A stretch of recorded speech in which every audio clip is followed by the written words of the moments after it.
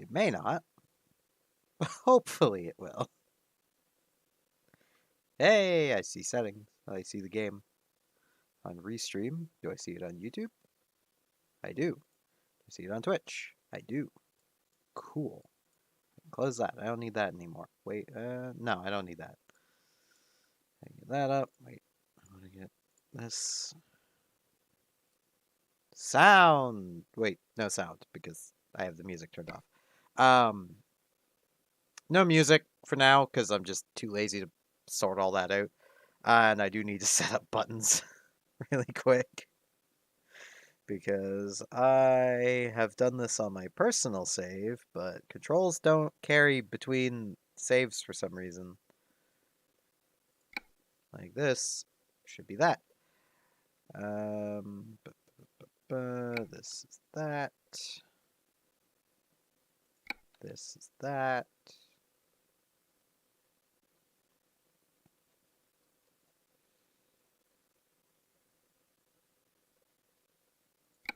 That is that.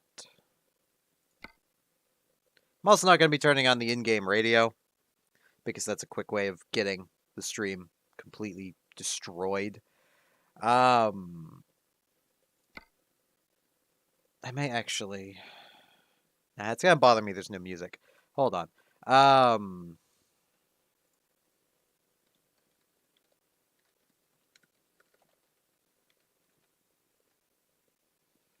Let's...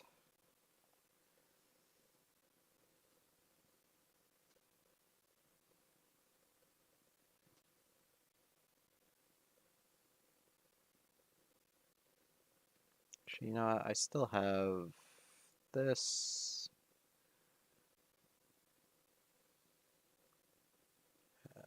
Make sure this is pretty low.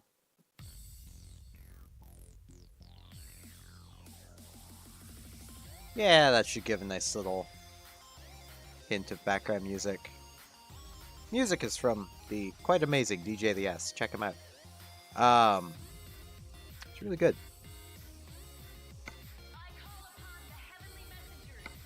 Let's see. What am I gonna do? Packaged food. That's a lot of money. That's a long trip. I've not been out there either. I could do it. Yeah, screw it. Let's do it. Long ass trip for some packaged food.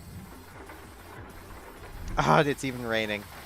Ooh, that didn't save.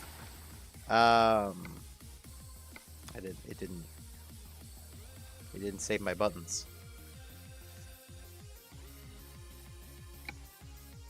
Light modes.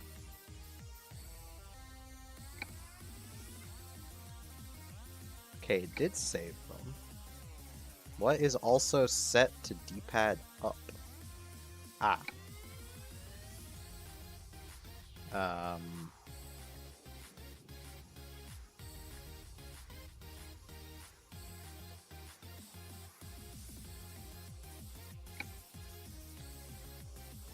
Good enough.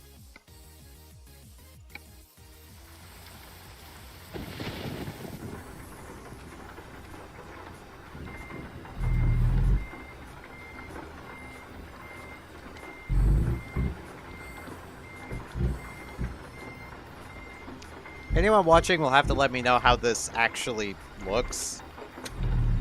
Please don't Austin Powers yourself, you moron. There was a vehicle. I didn't see it. Oh well. I've got money for days.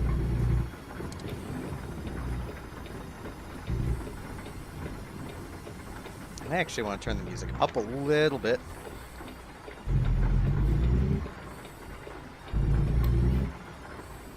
So I'm going to do that really quick. Because like, it seems like a fine little background tune like this, but... There we go. Now it should be a little more audible over the rain. I don't want it too loud.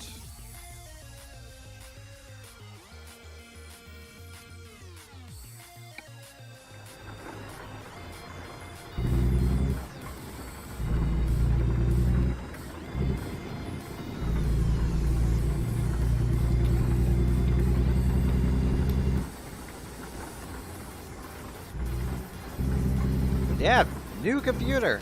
New me. Jeez. Why are you stopping? This is a highway.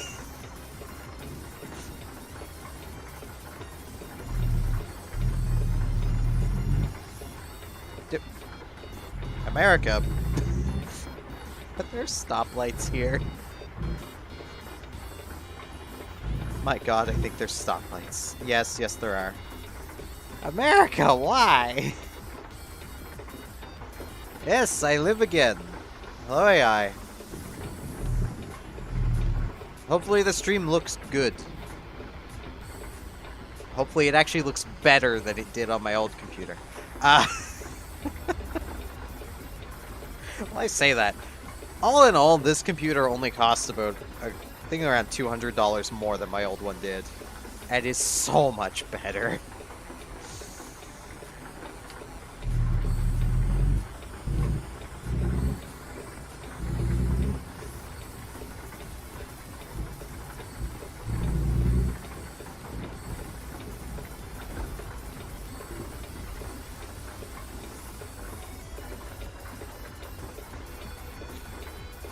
That is good to know. I was actually kind of worried because I'm using an AMD graphics card and everyone's like, no, you shouldn't stream on AMD. But at the same time, I didn't want to pay the Nvidia tax. Just go. This is America. They follow the same rules as Canada. It's more Canada follows the same rules as them.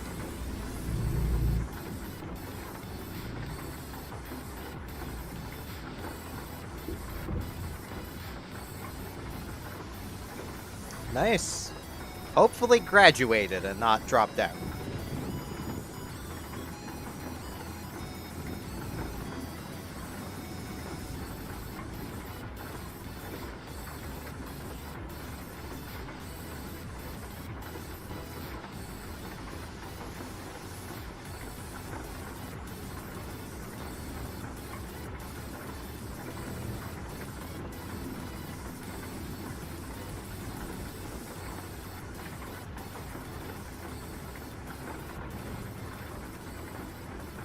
I can't tell if my headlights are on.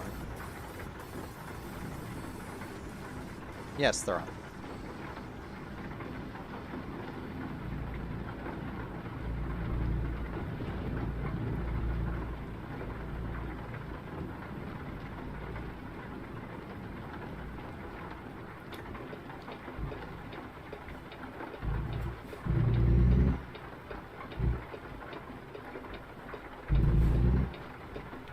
Keep forgetting how much of a brick this truck is.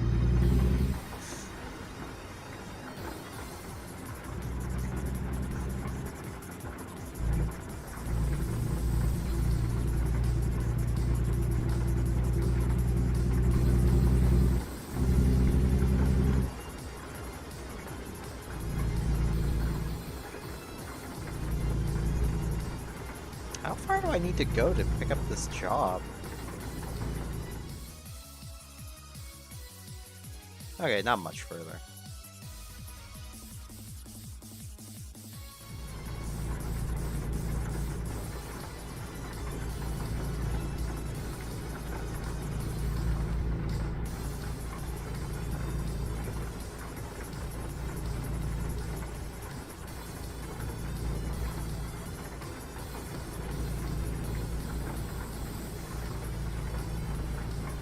So I hope my microphone's at a good volume.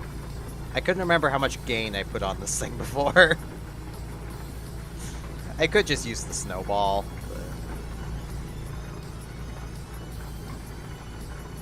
I like using the Corsair headset mic for streaming because it makes it a lot easier for me to possibly do things while voice chatting with people on Discord. Because then I can have the mics just manually adjusted for each.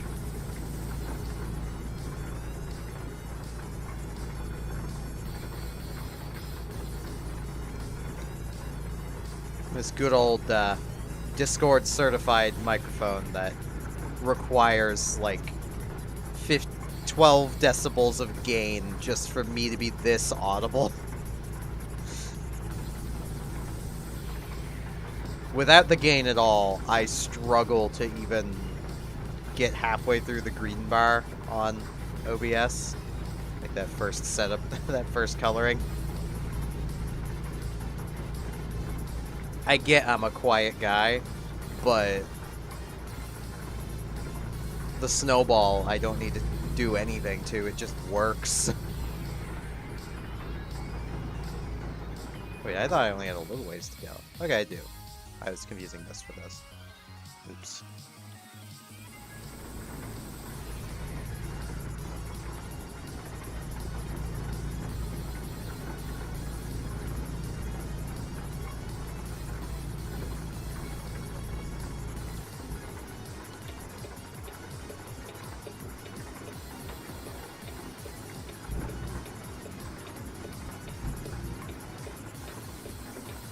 I do still need to do one thing for the computer, and that is get a new power supply. You might be thinking, it works, why would I need a new one? The why is the power supply isn't in the computer right now. It's sitting next to the computer, because it doesn't fit in the computer. As far as I can figure, the Dell R4 power supply I cannibalized for this computer is a server-sized power supply, which is different sizing to the normal ATX, and this case has a nice little nook for the power supply to fit into that has an ATX-sized hole, so this power supply is literally too tall to fit in the hole.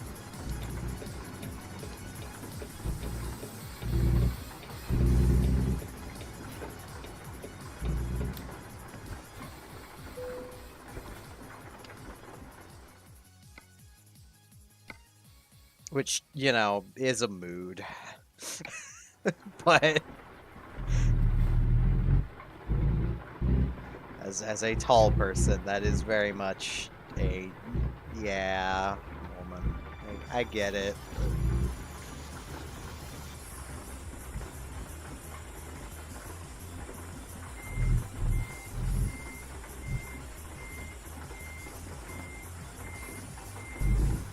I feel like where I'm streaming at like 60 anyway, I should just turn anti-aliasing on so it locks it to 60 FPS, because I know I'm right now at like 200 and something.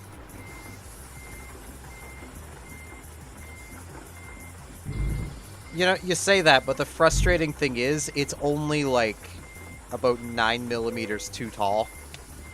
It's less than a centimeter too tall to fit. But only too tall to fit through the gap. It would fit if I could get it into the computer, but there's no way to get it into the computer. Like, which kind of sucks, because, like, it's an 800 and something watt power supply.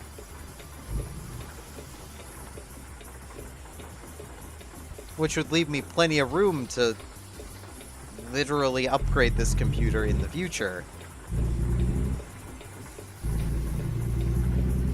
Should I choose to do that, which I probably will.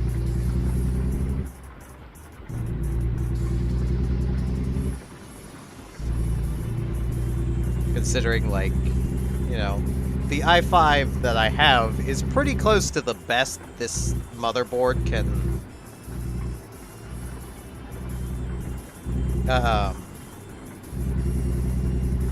I already tried bending the case. Good old prayer of percussive maintenance. It didn't work. So the case is just a little beat up. I don't overly care though, because I can still fit a normal ATX power supply in it. Like, I didn't damage how you put it in any way. It just looks a little rough. Next turn. I almost turned down an off-ramp. I think. I'm not very bright.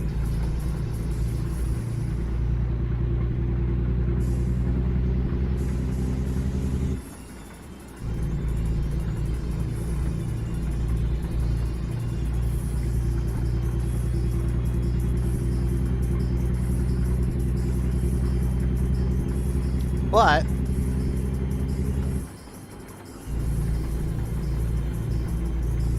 you know, I can replace it.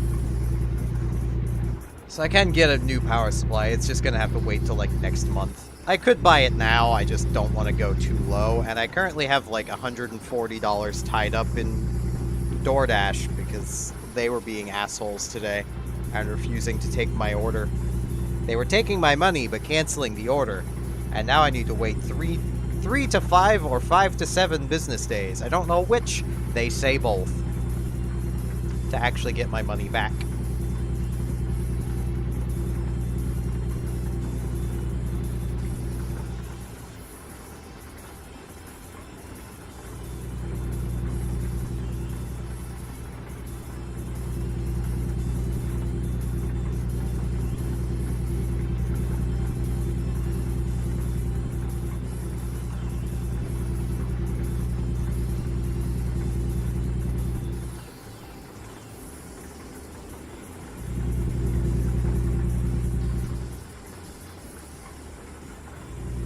But yeah, when building this computer,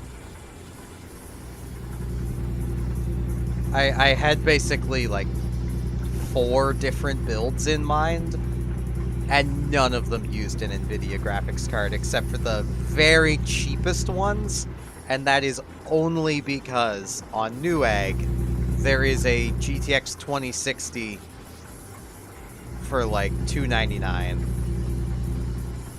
I think it's $299. It was cheaper than an RX 6600. And that was only a, well, if I don't have the money, period, kind of thing. Because I did not know how much my tax return was going to be. It was a lot.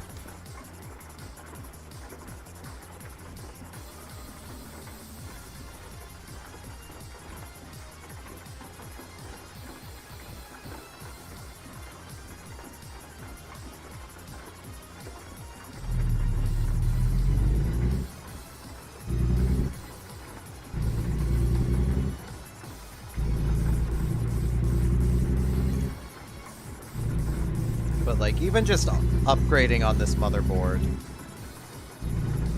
I have the ability to upgrade into the the i9s, basically, at some point. And until then, my i5 should easily hold me over.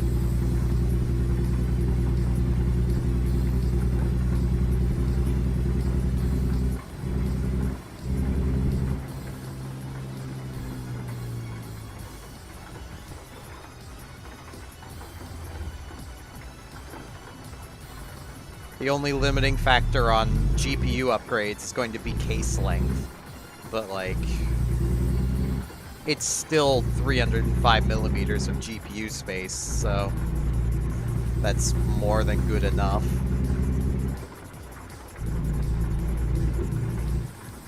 Plus, if I really wanted to, I could squeeze a little more space out of it by just removing one of the front case fans. I don't think I would, because airflow is nice, but...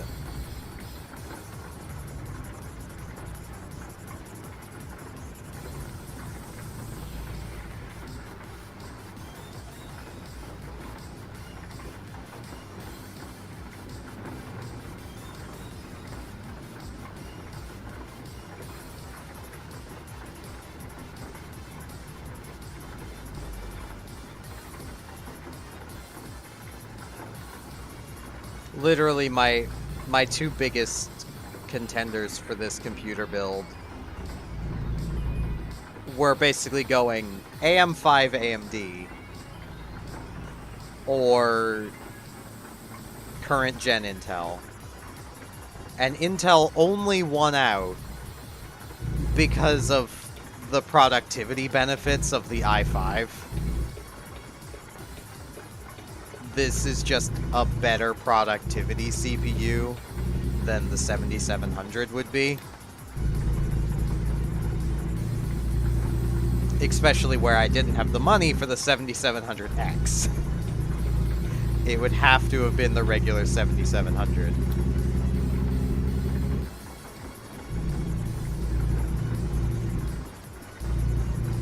Or at least, I didn't have the money without sacrificing elsewhere.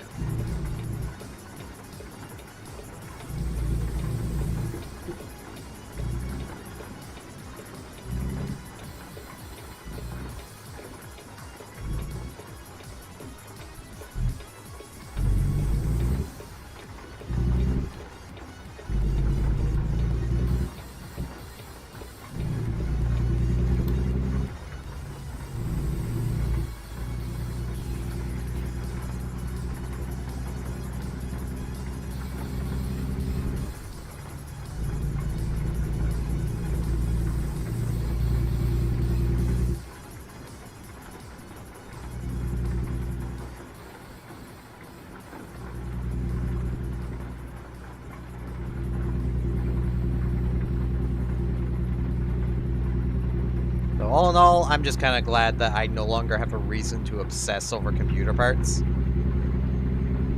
You do not want to know how much my obsessive brain was obsessing over computer parts. Like,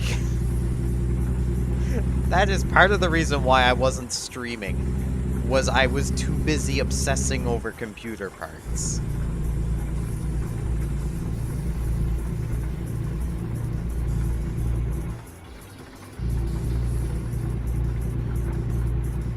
It wasn't even OCD, it was...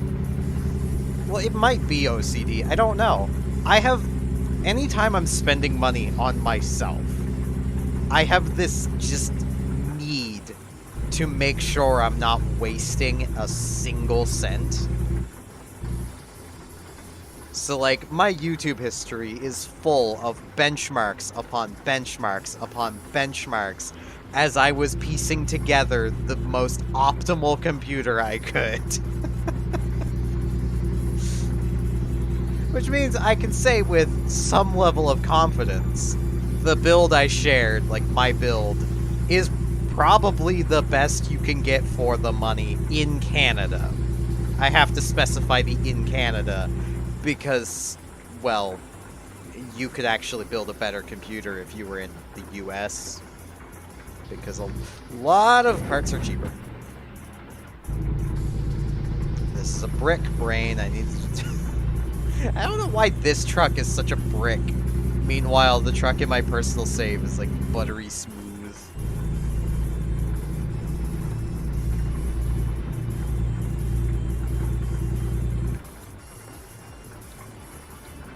I mean, it doesn't help that it's raining, so the road's kind of slick.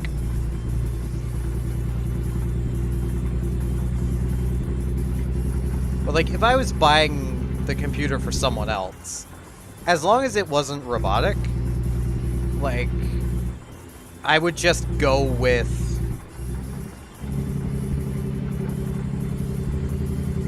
like, basically what everyone says to go with, and just leave it at that, instead of doing a ton of my own research. What I mean is I was literally converting the prices. Like, my graphics card, the amount I paid for it, if I just converted my money to US dollars, like the money I spent on it, went to the US and bought the graphics card there, it would have been cheaper. Like, that's what I mean. I'm pretty sure it has to do with our import duties on electronics.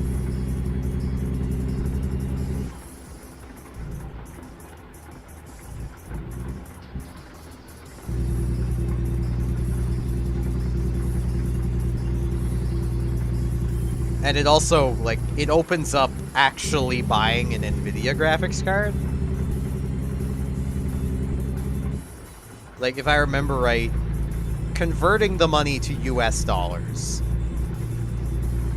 I could have conceivably gotten a 3070 Ti for the same amount I spent on this 6700 XT.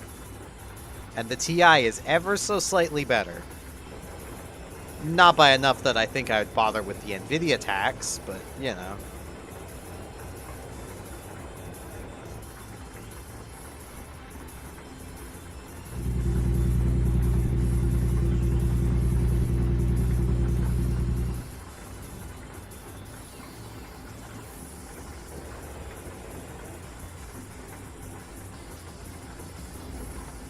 I actually considered the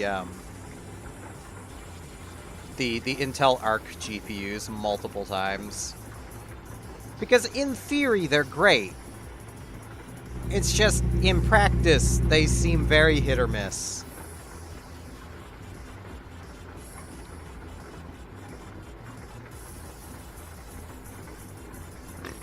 Which is kind of another thing of, like, if Intel gets their shit together and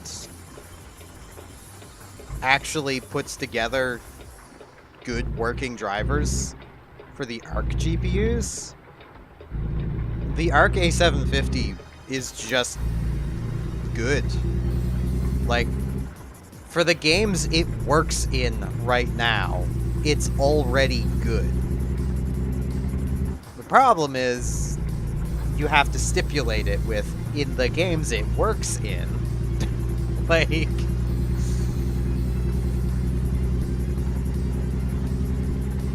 because it has no native support for anything under DirectX 12, which is kind of a problem when most things run DirectX 11 or lower, so it has to emulate DirectX 11 and lower. And anyone who's even just used a video game emulator could tell you that shit ain't good. Like, you aren't getting precise emulation out of anything.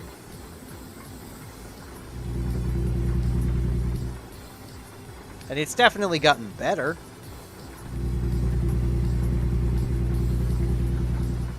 The Arc GPUs can play CSGO now.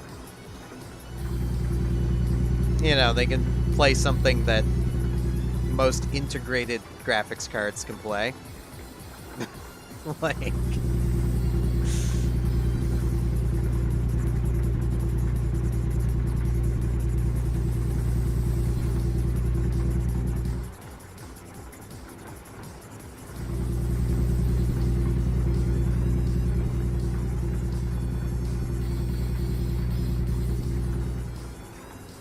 yeah, like, my build is so hyper-optimized, at least for Canada. I have to stipulate that because, as mentioned, conversions, they exist, and we seem to get a bit screwed on prices. That literally, even down to the case, I don't think you could find a better deal for what this case offers.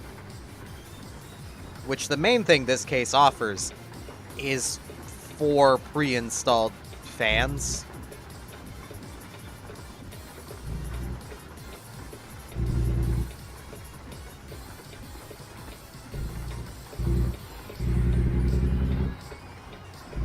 Which, you know, when you consider getting a pack of 3 fans is like $20, and this case is only about $10 more than comparable other cases, you are saving money. And the fans seem pretty good. They even glow.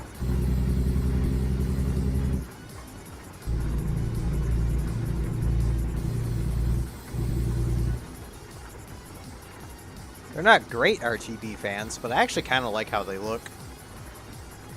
And I say they're not great because I think they're just locked to the colors they're at, but I kind of like that.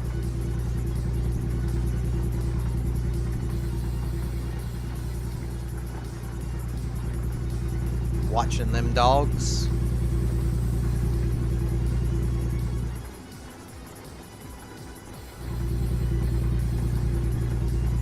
I remember when Ubisoft made good games, period.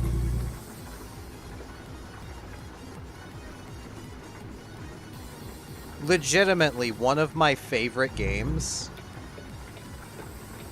of just ever, all time, is Heroes of Might and Magic 5. I could not, in good conscience, recommend anyone spend money on Heroes of Might and Magic 6 or 7. They're crap. They are absolute crap.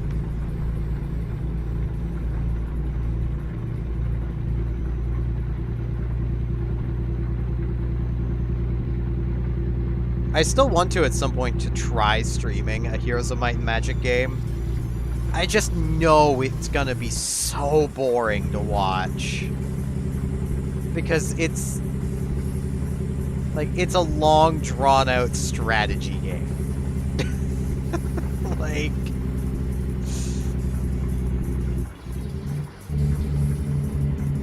Come on, truck, you can do it.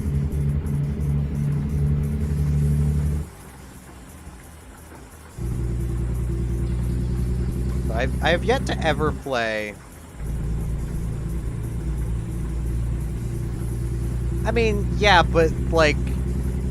I can make the driving sim a little more entertaining. I could, you know, I could drive over here, play it like Burnout, you know.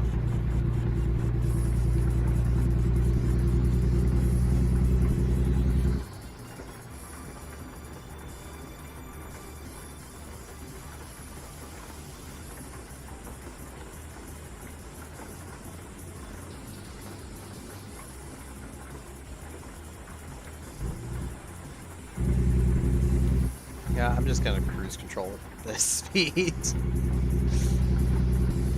If it wasn't raining, I might go a bit faster, but I don't trust these turns. Oh, this road becomes an Etch-a-Sketch ahead. Okay. Clearly they were following a snake.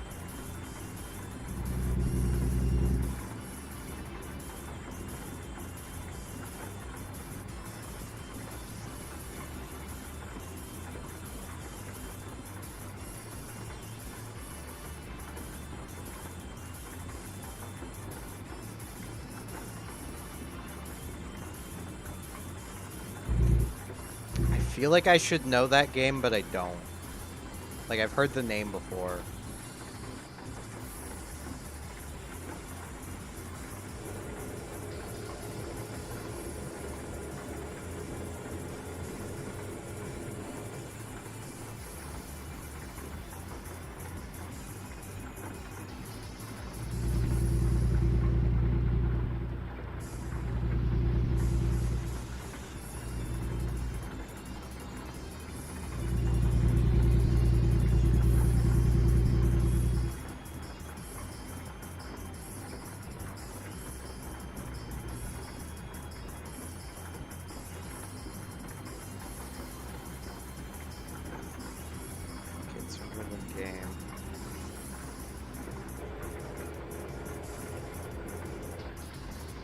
If I had any sense of rhythm, I might look into it.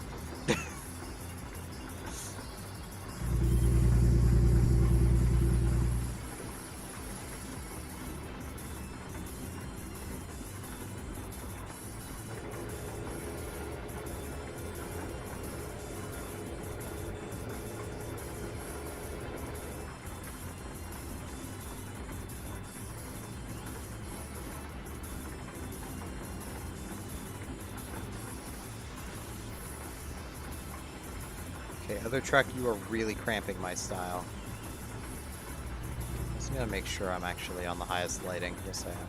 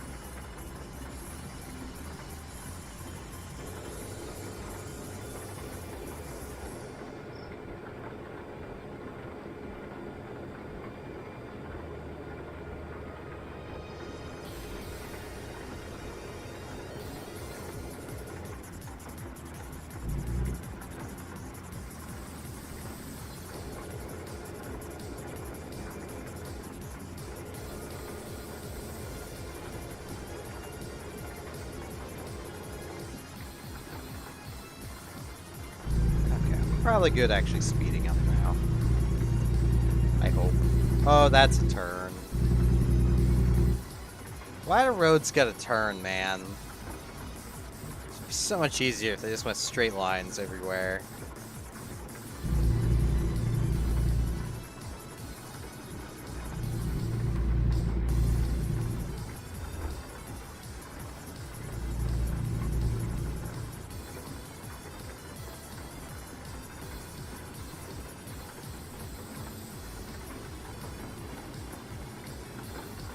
So I will note, I have I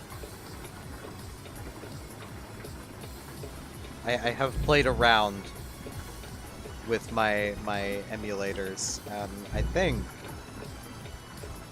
I might actually get around to working on the Tulip series I've wanted to do for quite a long time.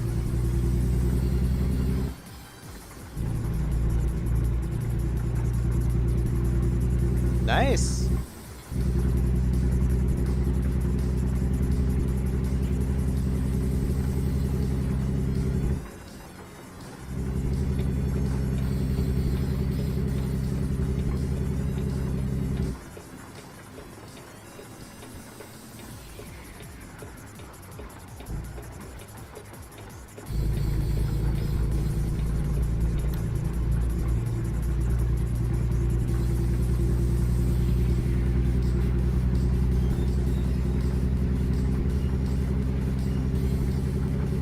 I also will definitely get back to Splatoon at some point.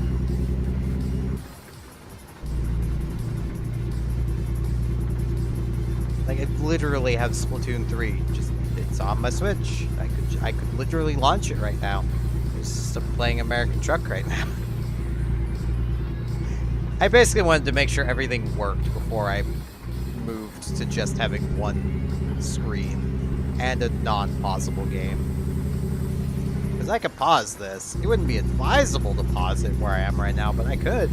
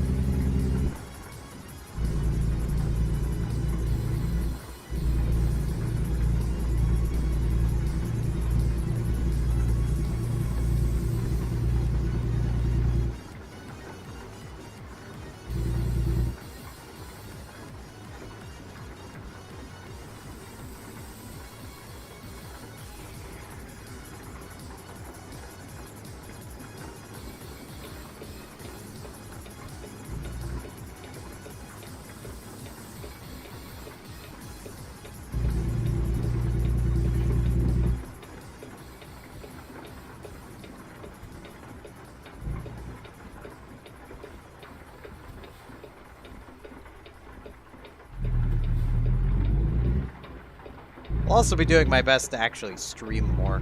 So if I want to reach 150 streams this year, I'm gonna have to really start streaming more often. I mean, if I had managed to keep to that from, like, the very beginning of the year, I could have gotten by on, like, 4 streams a week. I think I'm at the point where I need to do 5, possibly even some weeks of 6 to make it. Though I might still, it might be closer to 5. If my depression keeps being an absolute ass, I'm definitely gonna need to do more, but, you know.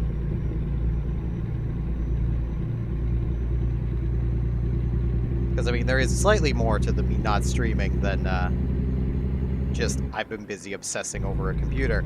It's called I have barely slept for, like, 2 months.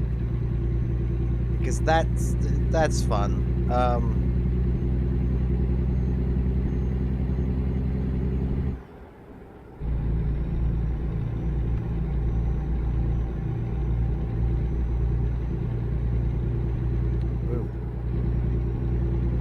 Yeah, but I set myself the goal of doing 150 streams this year. Because, I mean, that's less than half of the days of the year. That is such a low bar that I'd have to trip over it to not,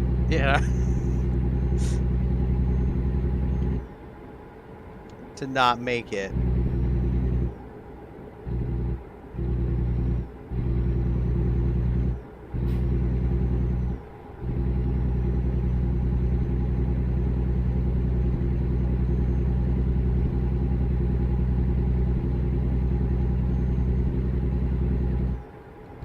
Though, I mean, having this new computer has gone a long way in helping my motivation, which in turn, well, is going to make reaching the 150 streams a lot easier because I'm motivated to do it again. Like, it's one of those things of I know the issues I have when it comes to this stuff, and like, I'm very self-defeating is one of them. Like, one of the things that demotivated me from streaming on the old computer was that, like, if I was streaming World of Warships, the computer would overheat after about 2.5 to 3 hours, and I'd have to stop streaming. So even if I was streaming having fun, well, I have to stop because the computer's overheating, you know? I shouldn't have that problem with this computer. I don't know yet. I've yet to even launch World of Warships on this computer yet. I've only even had both of my displays hooked up for like a day.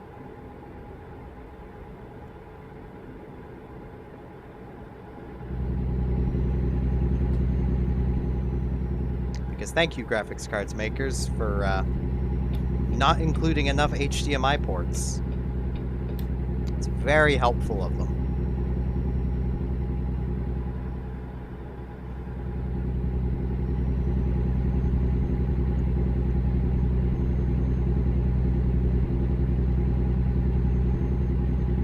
Like, I don't even buy the argument I've heard from some people that, like, oh, if you can afford multiple displays, you should have, you know, modern displays with display ports. But why should I? I accumulated these monitors over many years.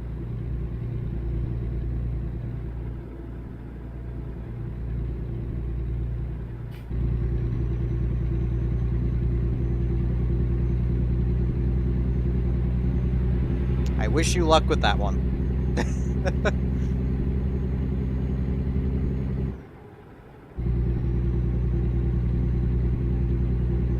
I should really go back to World and see if I can finally get past Rajang. Because, like, I'd never fought Rajang before. No, it wasn't Rajang. I got through Rajang. Raging Bracky. Raging Bracky's where I got stuck. Right. I just thought Punch-Out, and my brain went Rajang for some reason.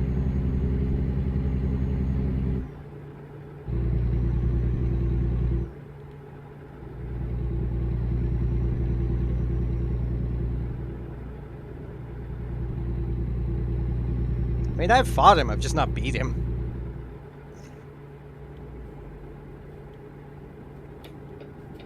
Ironically, and it's why I thought of Punch-Out. Literally the furthest I've ever got through that fight. Like, I got him to his final phase. I was listening to the Punch-Out theme on repeat. So YouTube has stopped my playlist, because thank you, YouTube. Very helpful.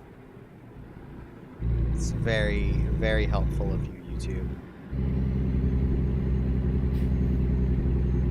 If I could buy YouTube Red and it wouldn't do that anymore. I could pay them money to just work like they used to. Because that's appealing, right?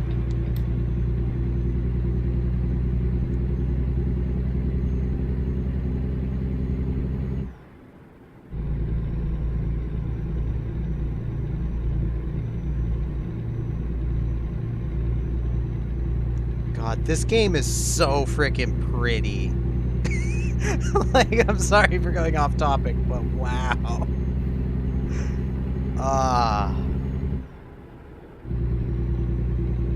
So I'm gonna get my music back on. Yes, I am still watching YouTube.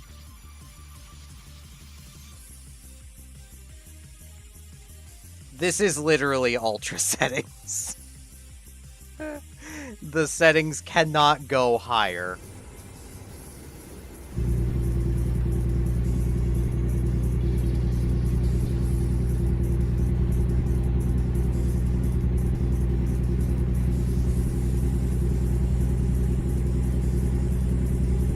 I know the one hurdle I'm gonna have going back to World is getting used to not having the wire bug moves and getting used to having the clutch claw again.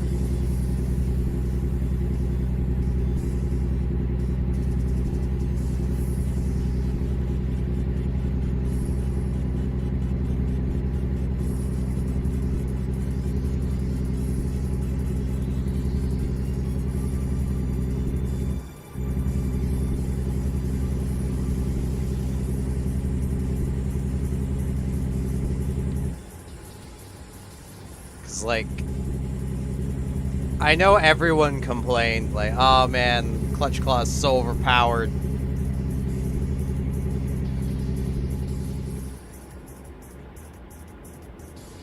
But, like, comparatively, the wire bug moves are just so much better. And no one seems to complain about them.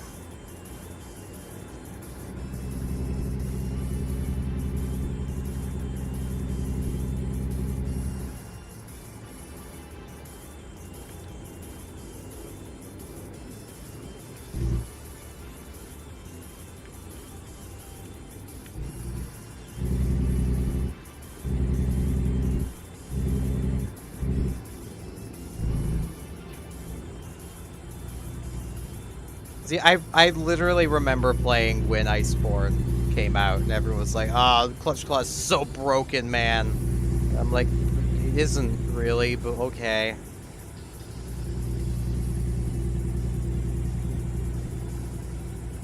But like, I know I've mentioned it a while back, but I will reiterate when it comes to Rise. Like, the Switch Axe, my main weapon, has a wire bug move. I forget the name of it, but it's one of literally the default wire bug moves. Like, you guaranteed will have this wire bug move. Where it basically puts you in an uninterruptible charge forward. You can still take damage, you just can't be interrupted outside of very specific circumstances. Like Rajang grabbing you. Rajang can still interrupt you.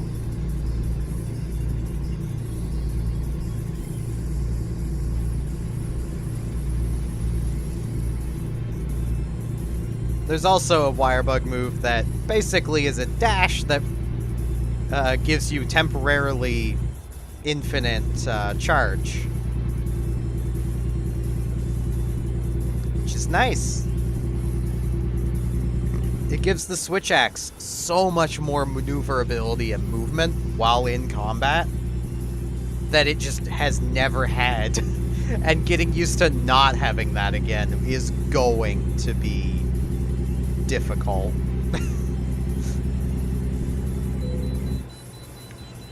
Really? Let me in, vehicle.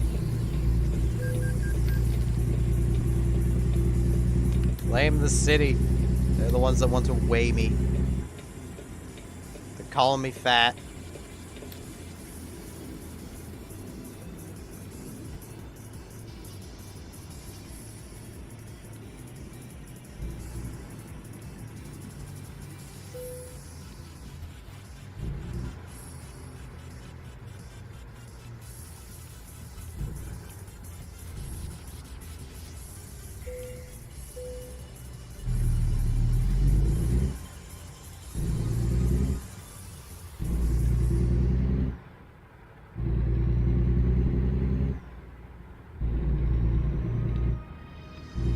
Switch Axe, thanks to Sunbreak, now also has a counter.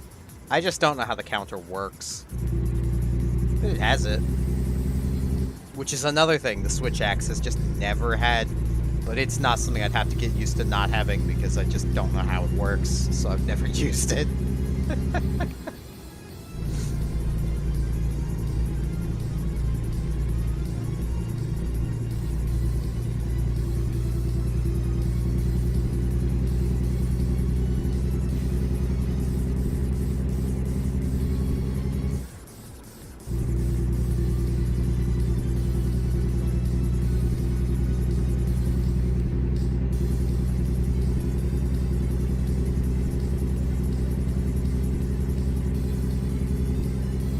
I will say when it comes to Monster Hunter that, like, I think my favorite thing about the community is watching the old die-hard veterans constantly be like, man, the games were so much better in Generations 4 Ultimate. And I've played those games. I've literally played both of them. I own both of them. I own literally every Monster Hunter game from 3 try onwards. And, like, the games are good, but they're constantly like, man, these games need a remake. They'd be, you know, it's like, because these new games are so easy. Capcom would, if they would remake them, they're not gonna keep the same old janky grid-based control scheme. They're gonna have modern world Rise controls, which is going to make the games, quote-unquote, too easy. Because that seems to be people's problem. The game isn't basically grid-based anymore.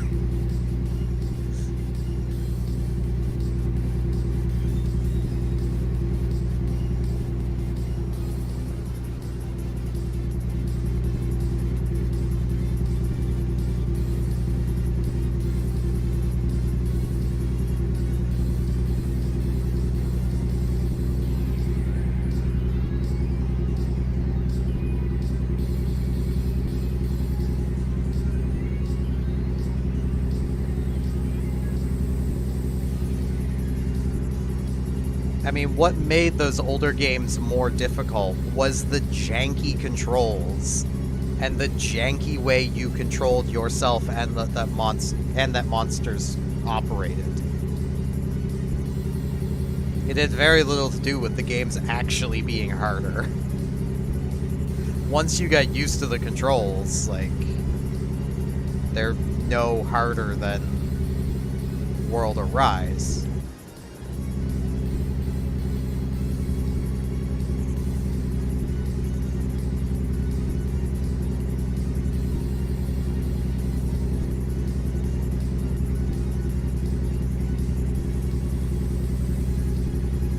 I mean, I personally would like to see another Generations-esque game, but in basically just one including every game that is currently around. So basically it's Generations, but with World and Rise tacked on.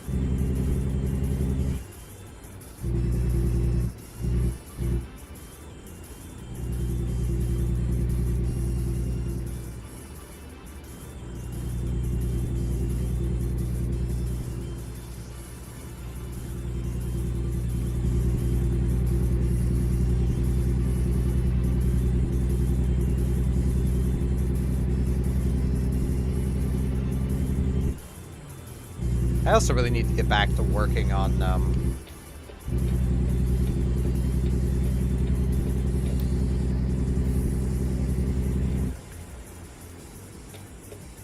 I can squeeze up here. On a, save for, Monster Hunter Rise, so I can play through Sunbreak for videos.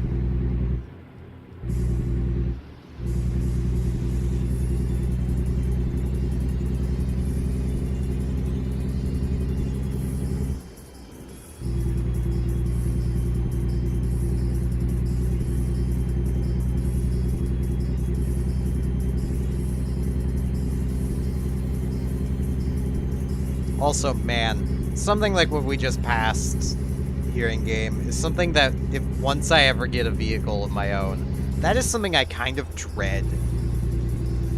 Because, like, I've never traveled.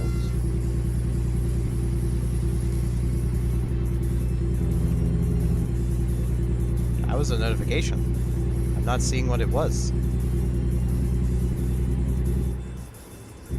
Probably because I have the game over the notifications. I have no idea what that...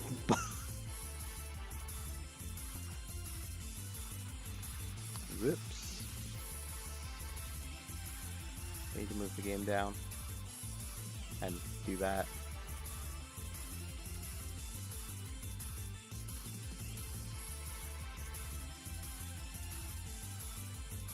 I literally have no idea what that notification was.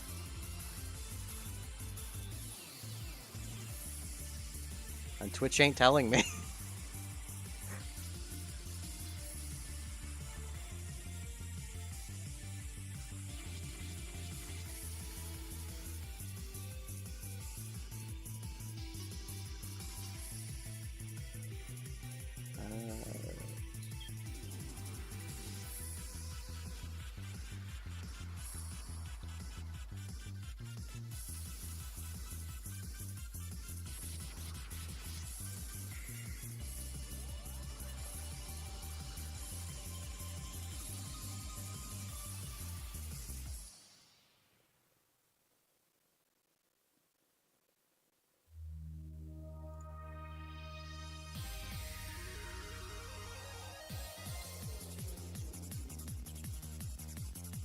Oh. Thank you, AI. That apparently does not show up in my activity feed. I need to figure out how to keep track of that. Jesus.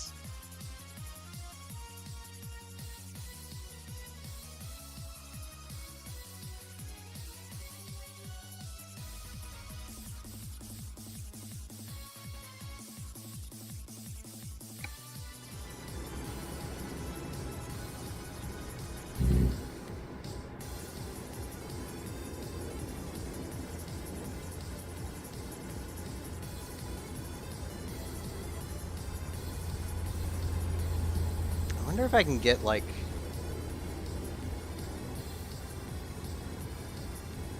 an event viewer from Streamlabs without using Streamlabs. Because I know I would have seen that if I was still using Streamlabs, but screw Streamlabs. For actually streaming with. I mean, I don't mind them as, you know, using their tip service or whatnot. I just had too many occasions where I went to stream and just couldn't because they updated and then it didn't work.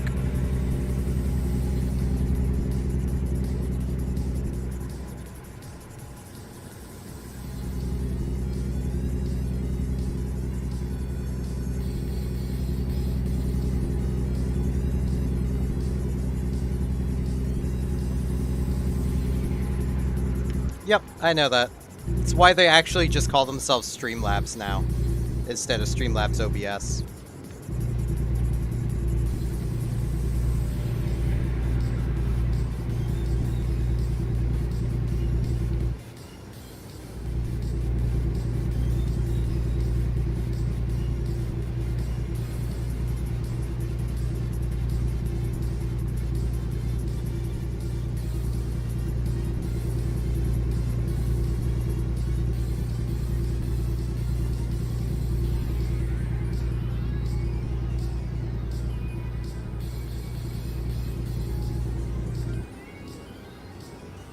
I don't know if Twitch does that.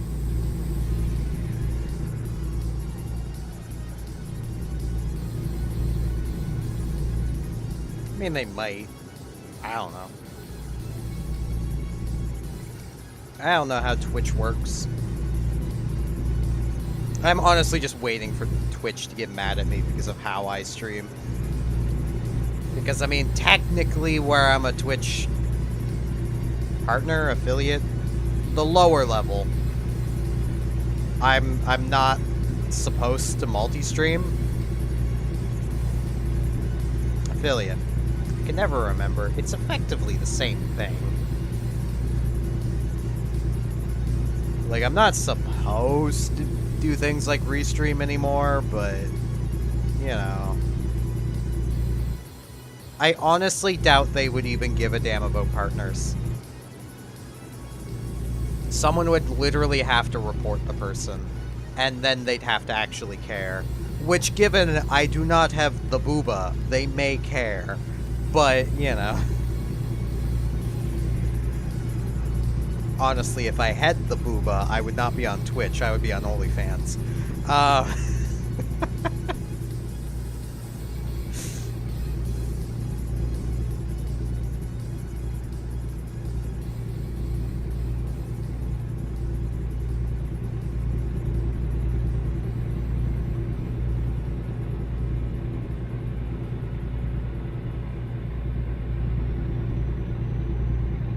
Like, I know there's probably a lot of women who are like, how could you say that? Very easily. Money. It's money. I have no shame as is. So if I was just me but booba, I mean, I'm still not gonna have any shame. And that's just free money.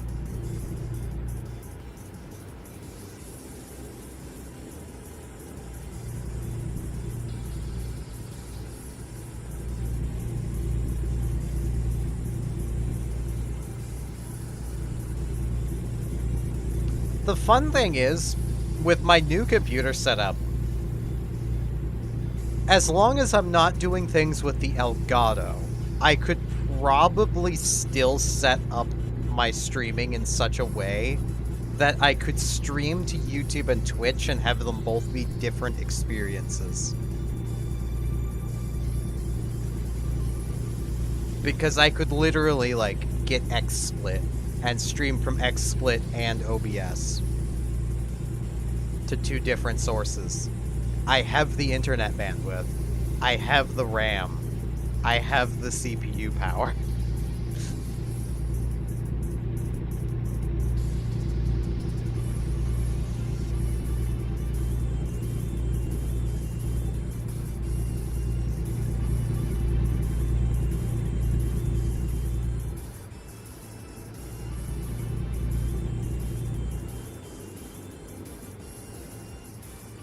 I have a whole 20 CPU cores now. Not cores, threads. 14 cores, 20 threads. Which means effectively 20 cores. Which is nice.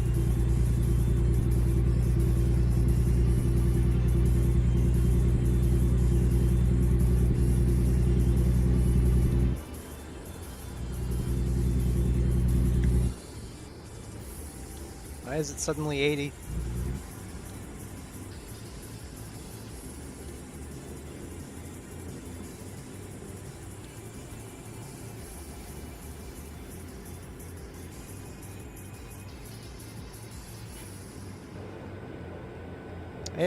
It's a case of, like, if you have the means to support yourself and you want to move out, there's really no reason not to move out.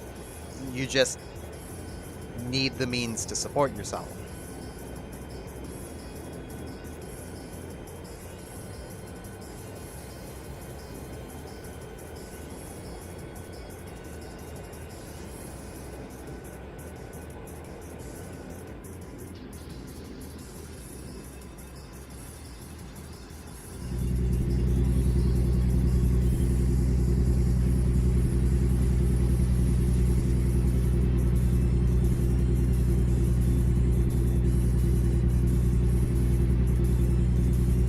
well, then you don't have the means. So I'm getting at. Having the means to support yourself means being able to support yourself, you know, full out without risk of running out of money, kind of thing.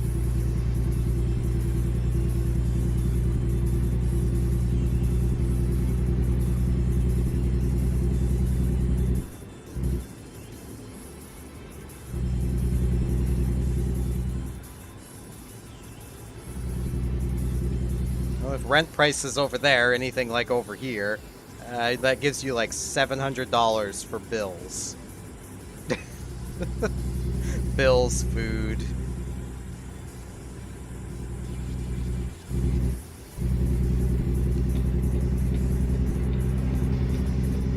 Existence.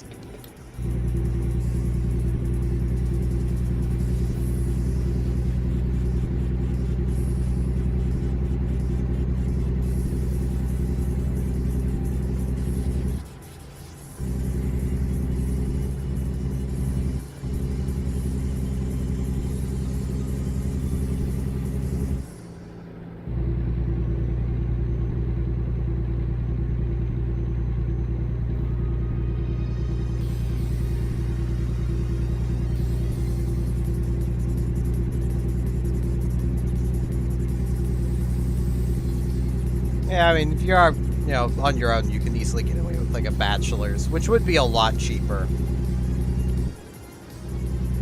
Like, there are some bachelor's apartments around here, which are effectively like one-room apartments. Like, you've got a bathroom and an everything else room. That's a bachelor's. You can generally find those for like 500-ish a month. At least around here. 500 to 600.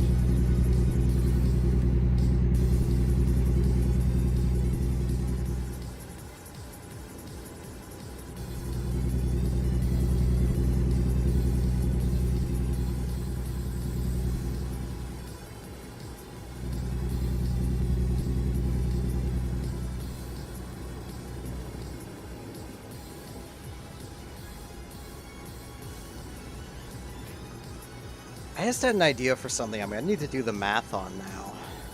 This is completely off topic.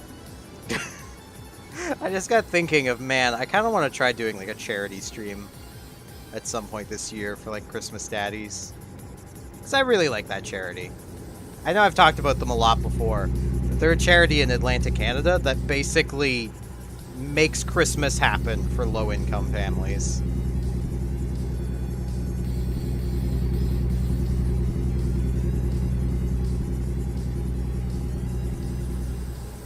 You know, they provide literally food, presents.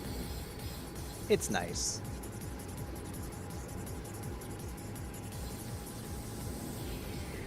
I wonder how many streams I would have to do for my 150th stream to be in, like, November.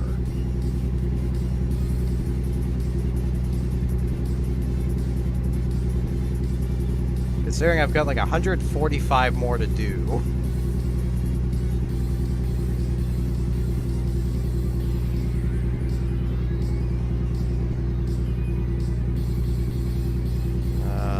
It's March, May, June, July, August, September, November. So I'd have 7 months, average of 30 days in a month.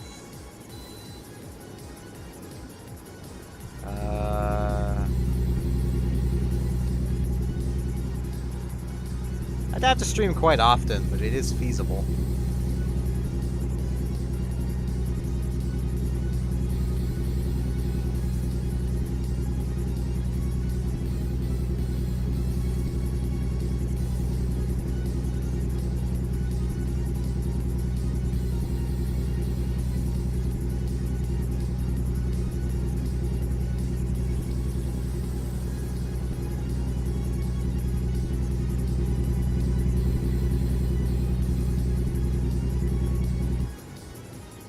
Do I have...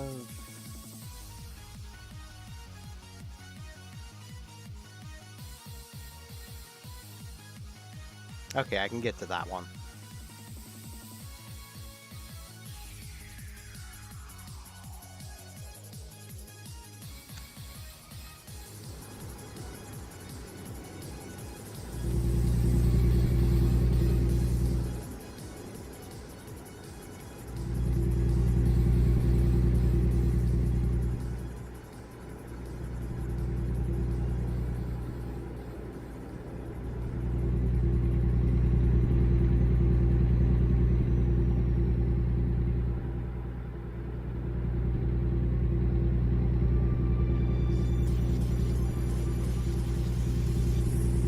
Grand Junction. Is that like Granddad?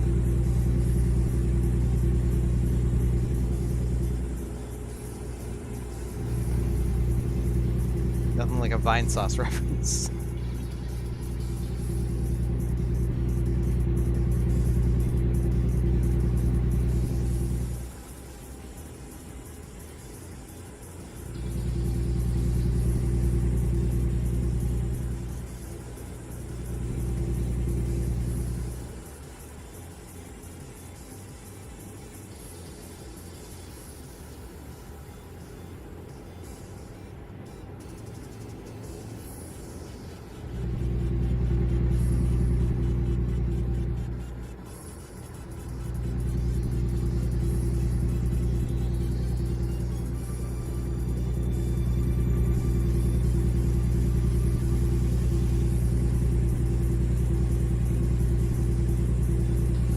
I basically, to do the charity stream, would just need to find some way of actually having, like, a charity widget kind of thing.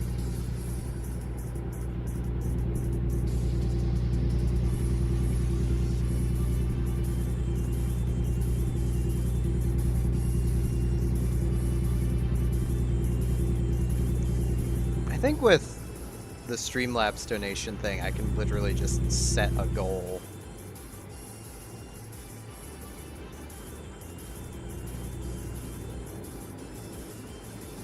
I've never really played with it,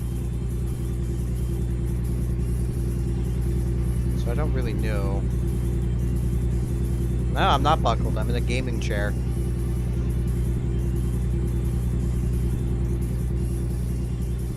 Bus, please. Why? Why, bus? Why must you be a bus?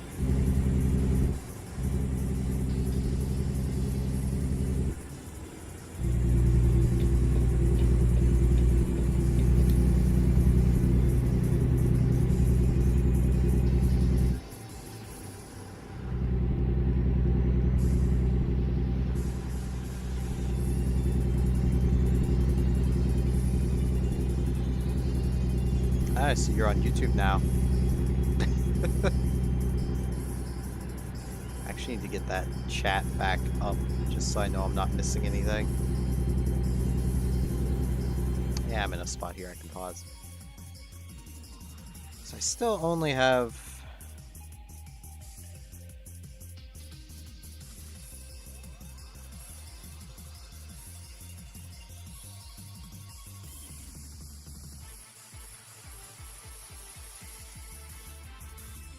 the 2 screens.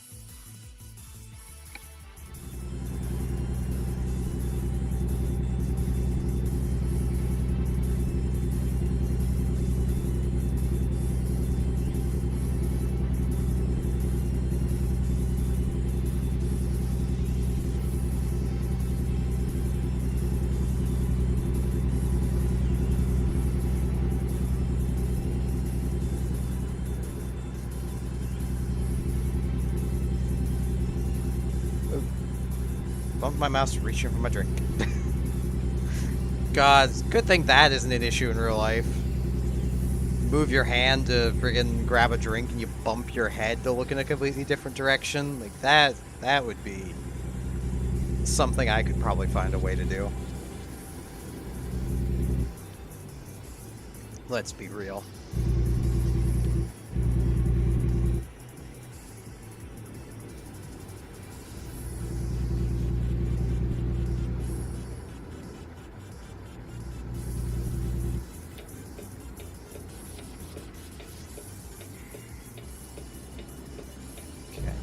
Exit.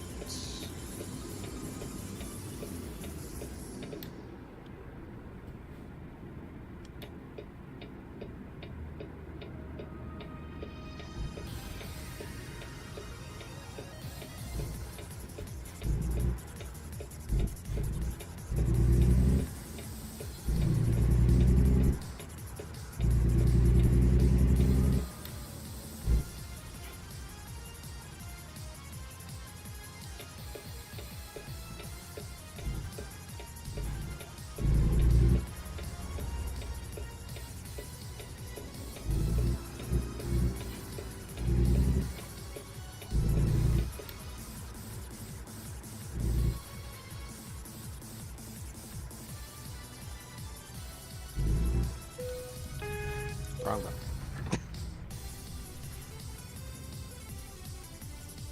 Give me fuel.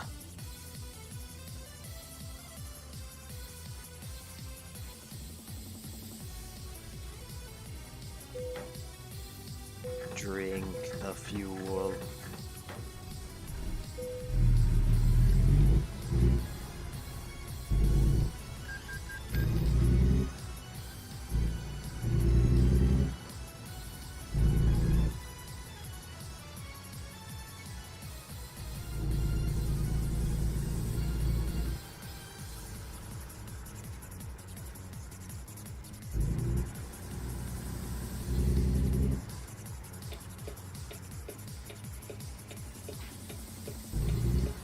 Man, there's a lot of people who really need gas right now, I guess.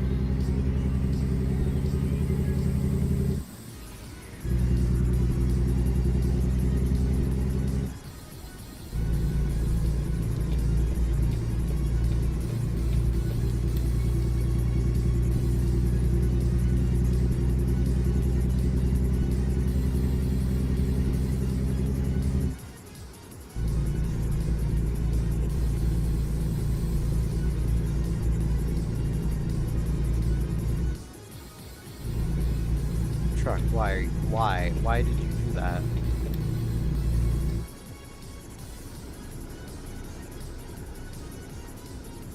We both know you can go over that speed. You can do it. You're capable. I believe in you, truck.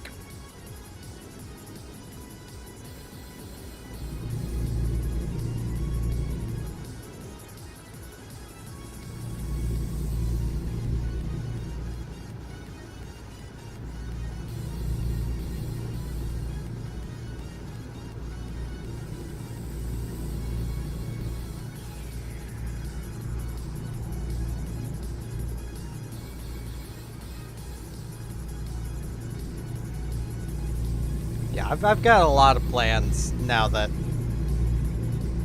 I have a computer that's actually capable.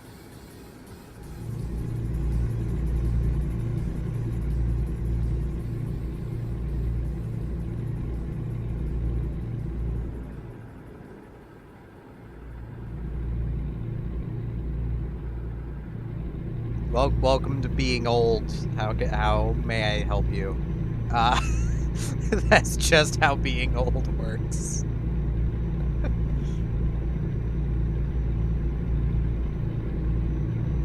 You never really know what to do with the info that you have become old.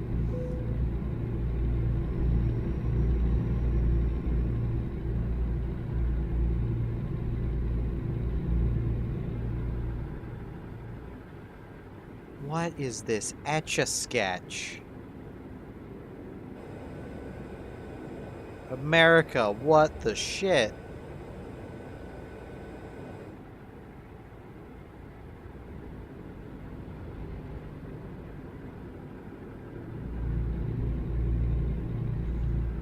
And of course YouTube has paused my music again. Very helpful, YouTube. That used to happen like once every 40 minutes.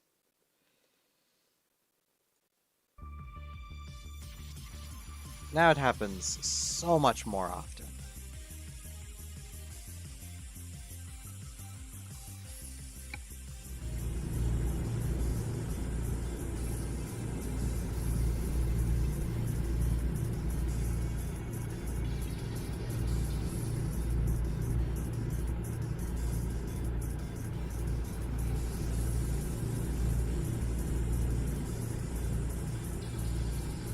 I might not be awake, but I think I am.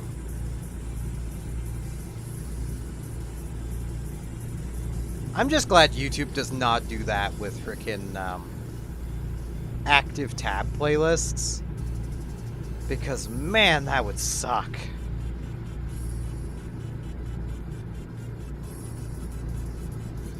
Considering, you know, I sleep to noise generally from YouTube. I would hate to have to start downloading everything just so I can watch it uninterrupted.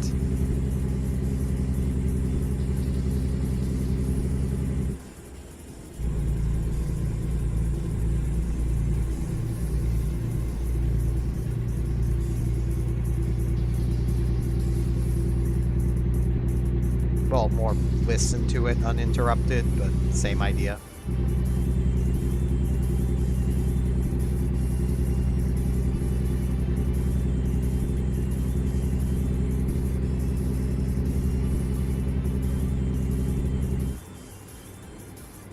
See, the problem is, like, if the sound stops while I'm asleep, I wake up. So, falling asleep to streams doesn't tend to work.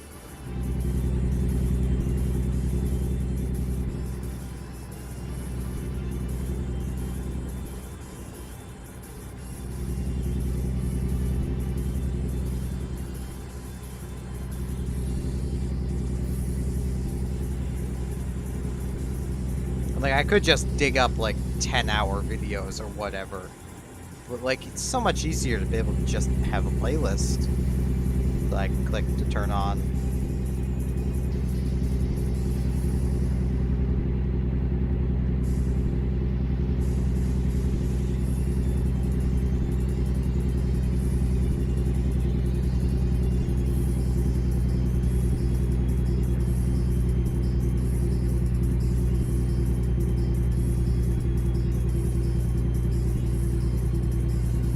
Loud doesn't bother me, and I have watched TRG a lot. I actually watched Coliseum not long ago. You know, when it was live.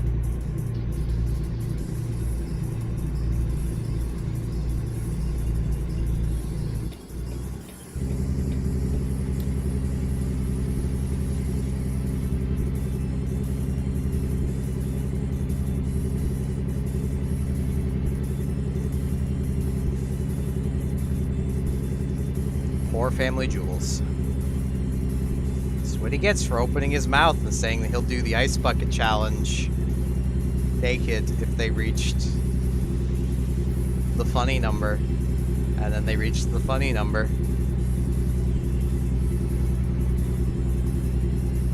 If my tax return had been in sooner, I would have donated, but I didn't trust that my tax return would actually be what it was. I don't want to give an actual exact number, but it was over $2,000. Which is why I didn't trust it would actually be what it said it was.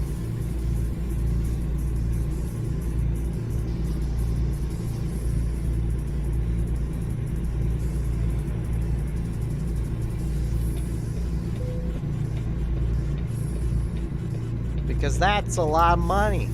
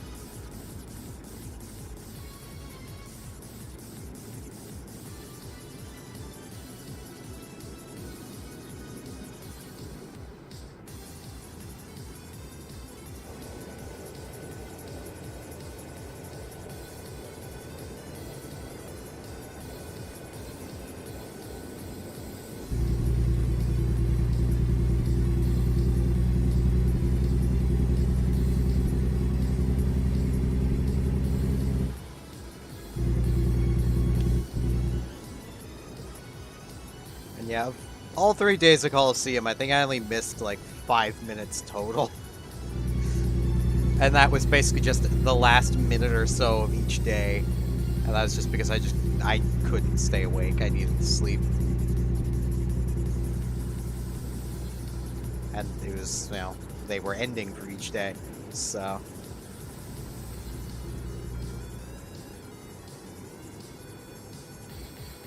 Speed limit gonna go back up. No.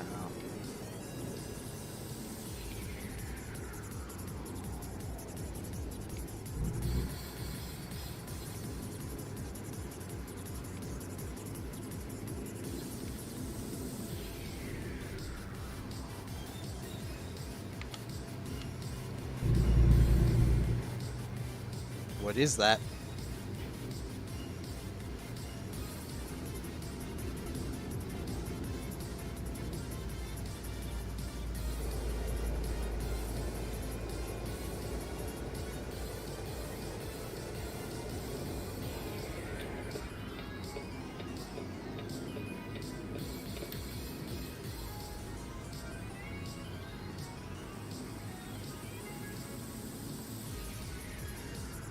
Ah. Yeah, I haven't watched The Completionist in forever, so I didn't know that. I used to watch him. I watched him back when it was him and the other guy that had a falling out. I forget the other guy's name.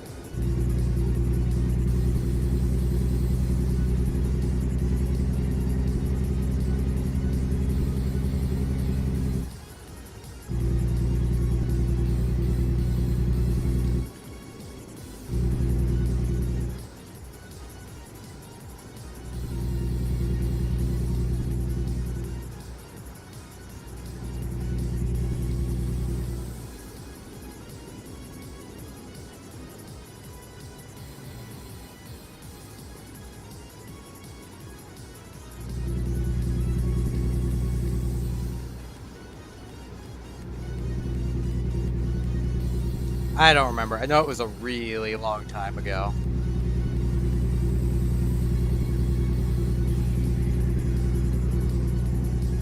Which is also why I can't remember the other guy's name. I know, like, his entire presence has been just scrubbed from the Completionist's channel, so...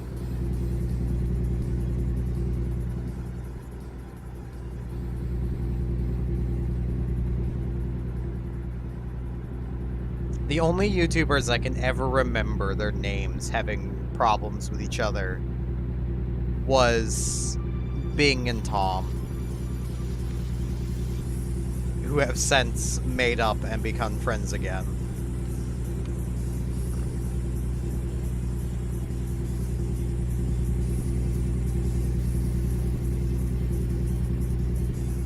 Yeah, he like stuck around, caused a fuss for like a year, and then just vanished into the ether. Which, you know, is like, a fan of the channel was a bit sad because they had a good funny man, straight man dynamic. But, like, it definitely seemed ultimately toxic, so...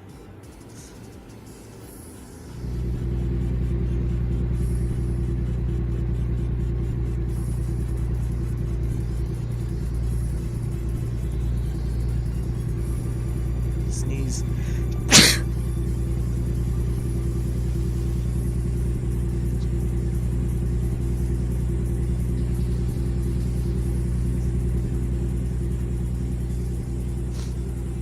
Yeah, I don't know. I don't know, and I don't really want to speculate because I don't know. Oops. I'm trying to finagle cords. The cord for this controller is not really long enough for where I have the computer tower set up. It was perfectly fine with the old tower, but even if I wanted to put this computer where my old computer currently still is, I kind of need the new power supply first so I can actually close the computer.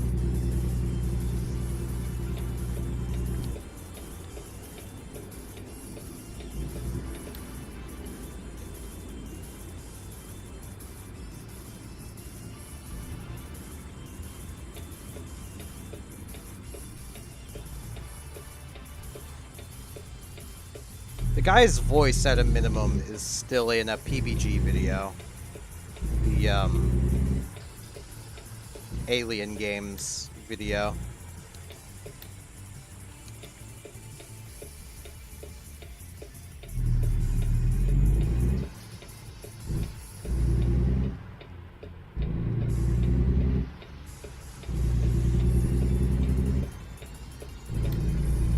Assuming Peanut Butter Gamer didn't take the video down.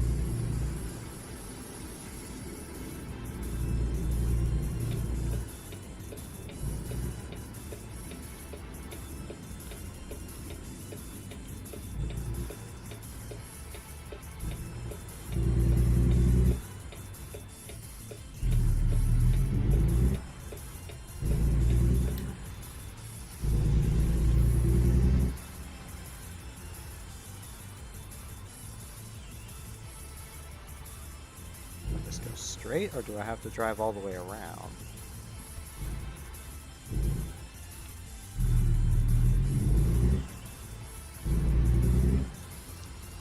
Okay, I get the feeling I kind of want to try actually parking this, but at the same time, oh, it's not even gonna let me. I want to park it in the plane, because I know that's where this is going.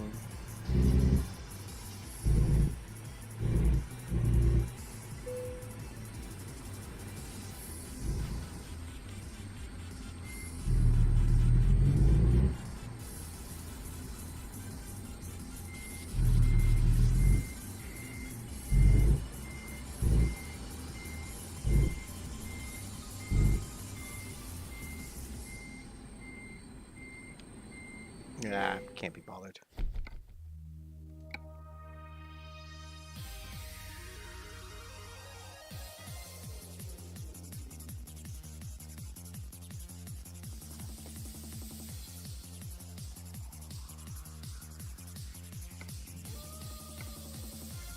Let's see.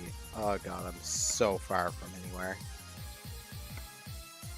Jeez, that takes me even further away. There is so much map now, like, Jesus. I don't even have Texas or friggin' Montana.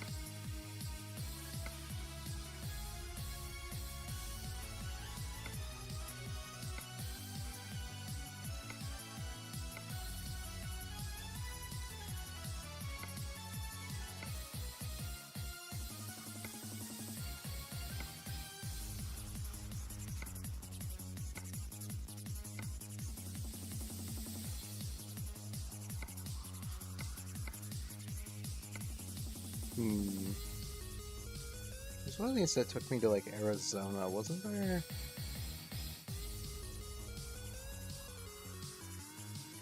Oh no, it was New Mexico. Close to Arizona. It was this one? Yeah. I'll see if I can get this one.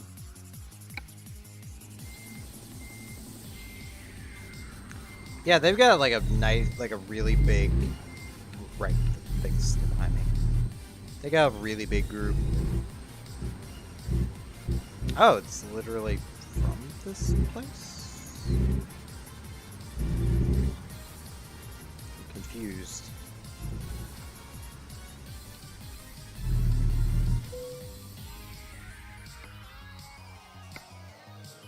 Oh, it is.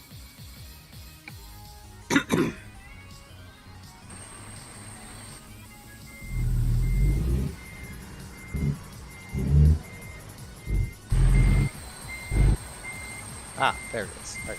Could not see the arrow. I am blind. Thank you for noticing.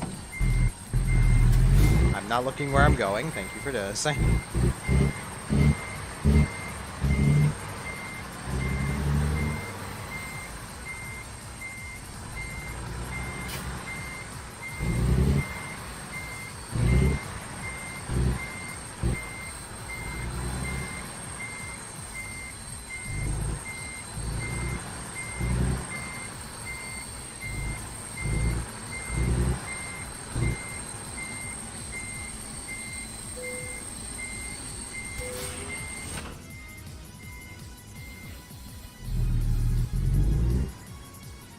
I mean, it's one of those things of, like, as a group, Normal Boots doesn't really have much of a reason to exist. Because all of those people are friends, and TRG exists. And, like, TRG has its own channel and everything. So, like...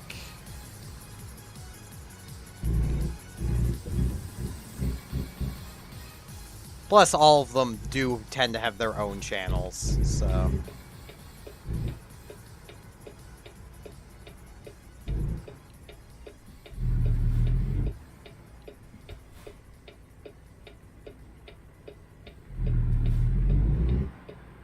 And even as just a random nobody, like...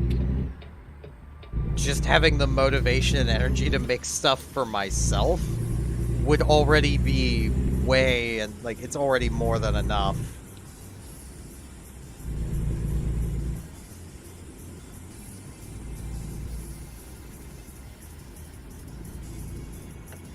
So I can get why most of them are like, let's just focus on our own stuff and just collab from here and from time to time.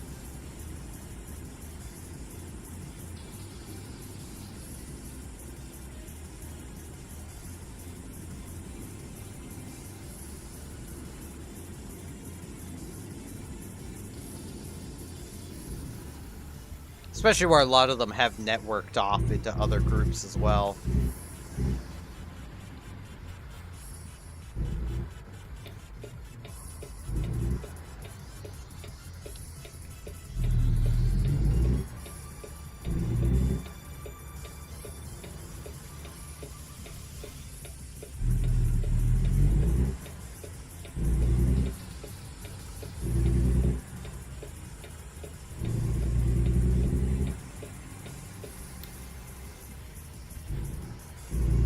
That truck just vanished! Aliens!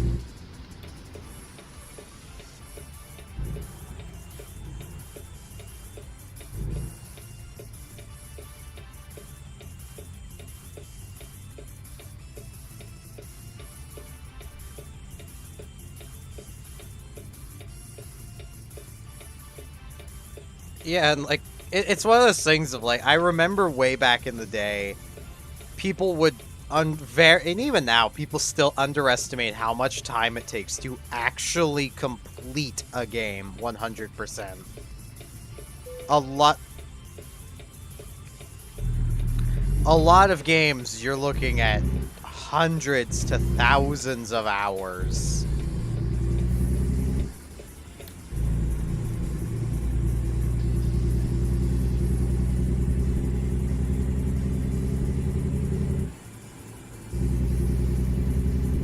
All to make, like, a 20-minute video.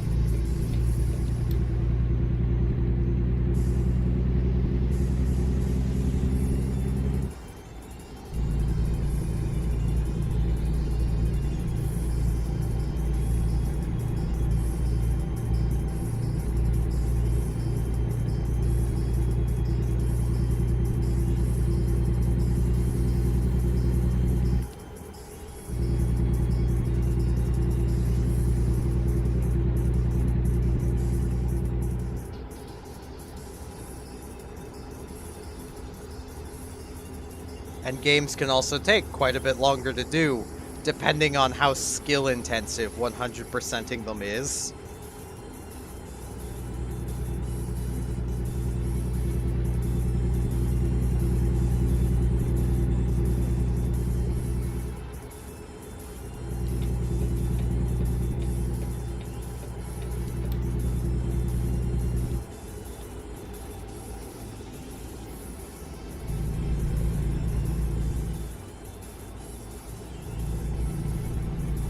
I mean, like, Kirby games on the surface seem like they'd be easy to 100% until you take the arenas into account and how difficult the arenas tend to be,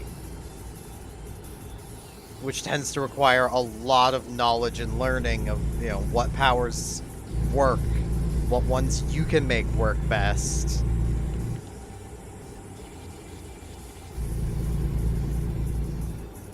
Hell, even Chulip would probably take quite a while to complete. Especially if you're not going in with a guide.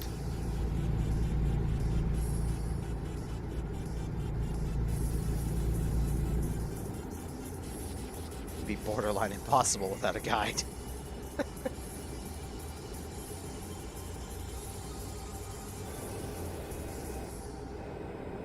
But, like, even knowing what I'm doing, Chulip takes me around 12 to 15 hours for a full playthrough.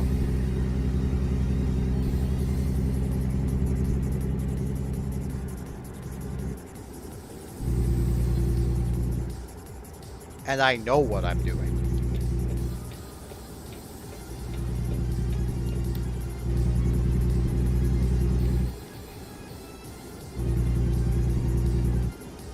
Occurred to me, is YouTube repeating the same song? I could swear it has played this one multiple times.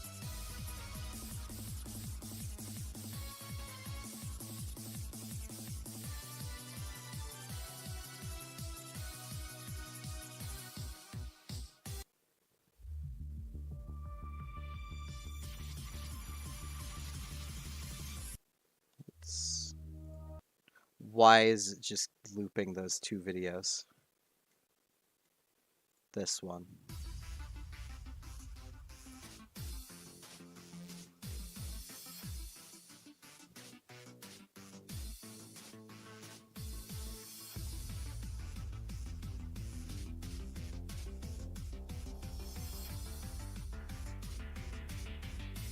Yeah, let's actually go to this one. Because why not?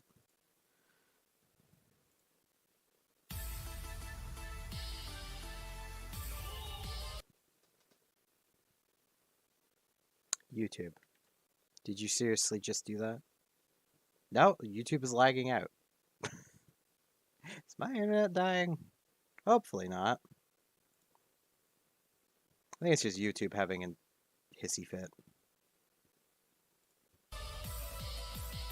As it is one to do.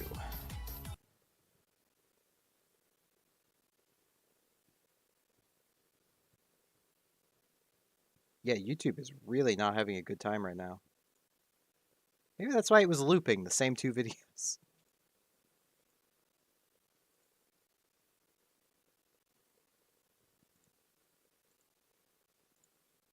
Or possibly my internet has died. I don't know.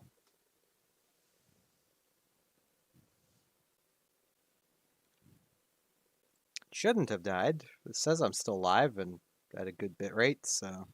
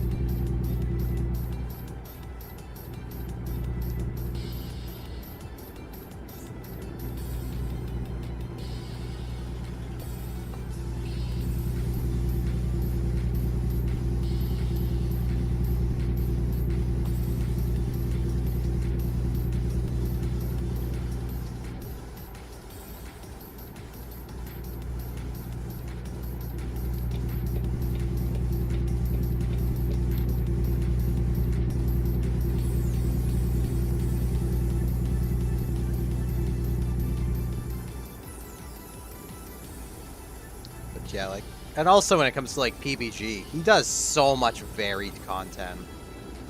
It's like he has his main channel with scripted content. He has his second channel with gameplay content.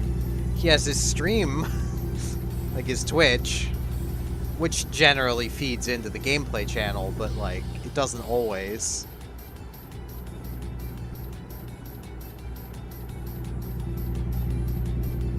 as the PB and Jeff content. Like, a lot of these creators make a lot of stuff. I honestly don't know how they do it.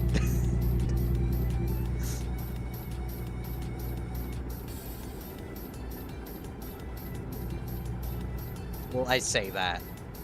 If I actually sat down and worked on it, I probably could. They also probably have these fun things called editors. If they do edited content.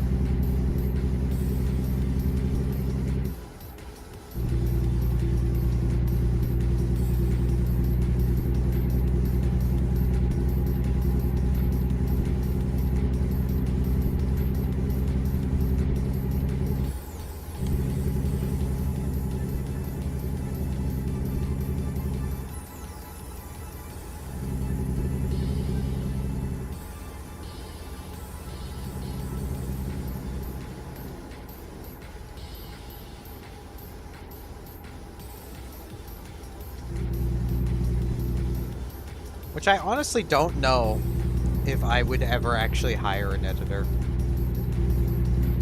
I mean, if I ever want to make that much content that I can't edit it all myself and still maintain my sanity, that's just my hint that I'm making too much content.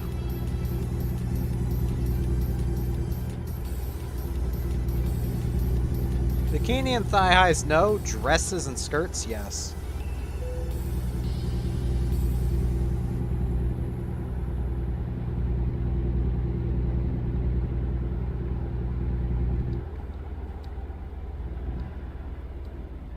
Yeah, it's fine. I'm quite a bit bi, so, you know. Plus, I ain't gonna judge. I've literally on stream before talked about how much I want to wear dresses. Like,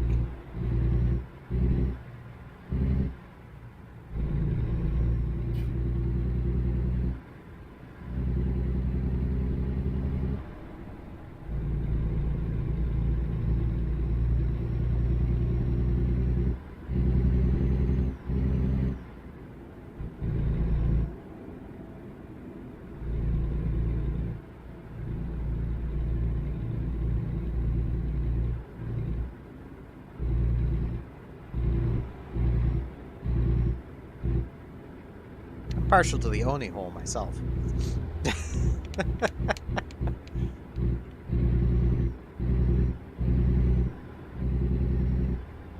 But then again, I'm bi, so...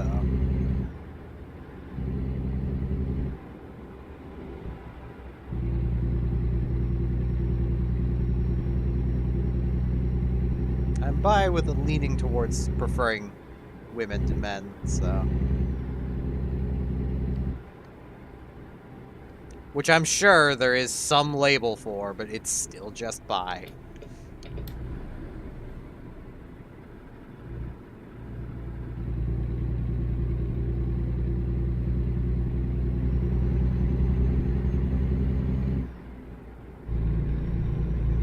I do not need or want a fancy label.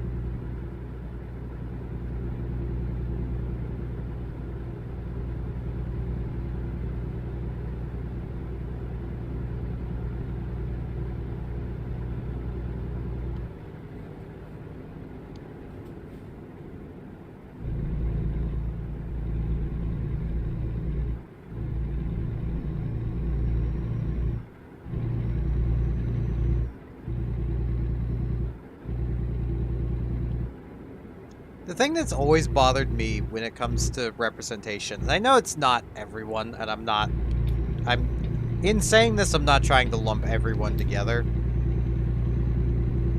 but like a lot of the people being like, man, we want representation, we want, you know, gay characters and bi characters and lesbian characters and trans characters. Like, okay, stop right here. How do you know the sexuality of every character you've ever seen on TV? The answer is, you don't. Because sexuality plays such little role in a good TV show.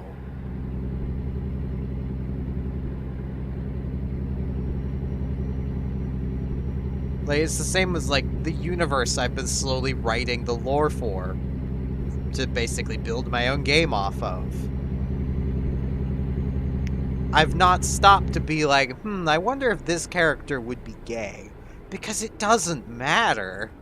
It's not an adult universe. Like, it's not adult entertainment. It literally does not matter. If the people consuming the media want to perceive a character as gay, bi, trans, I don't care. They're literally all blank slates as far as that stuff goes. Because it doesn't matter for the story I'm telling.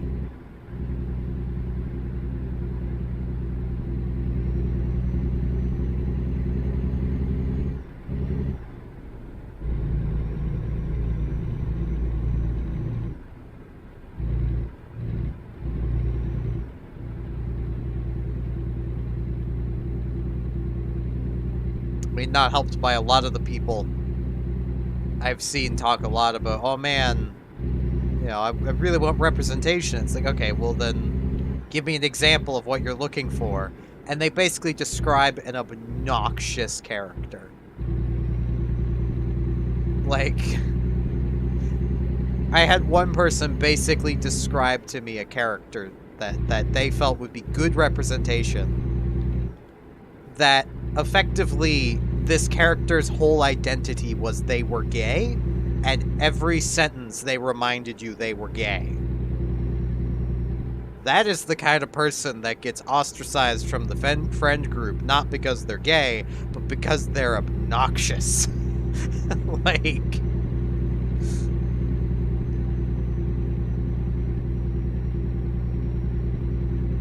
you do not need to hit the audience over the head with any information ever.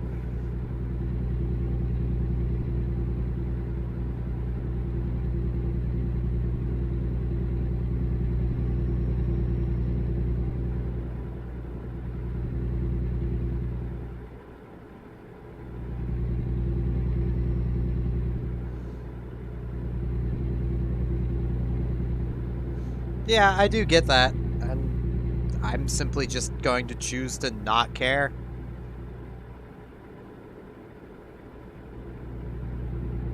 That's fine. The occasional curse is fine. You know I'm not the most strict on that rule.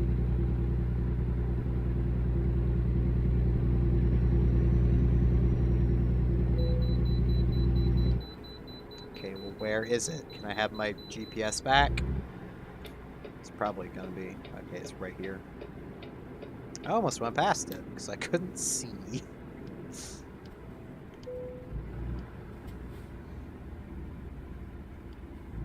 I'm like, it is a case of, like, I say all this not trying to be, you know...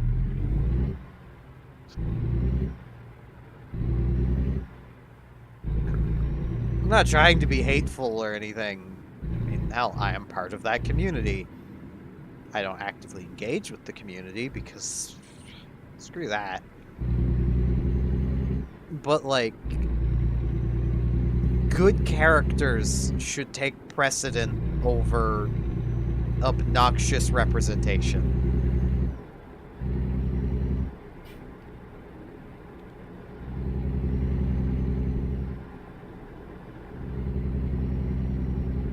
Like, I get representation is important, but if you go, like, the main issue is, like, You take a character, you make them, say, obnoxiously gay.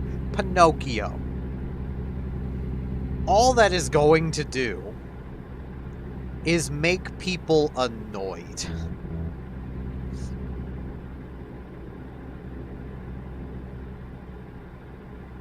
That new Pinocchio movie is a pretty good example. Like, and you get too in your face about it, and now you start pissing people off. And that is the opposite of what you want.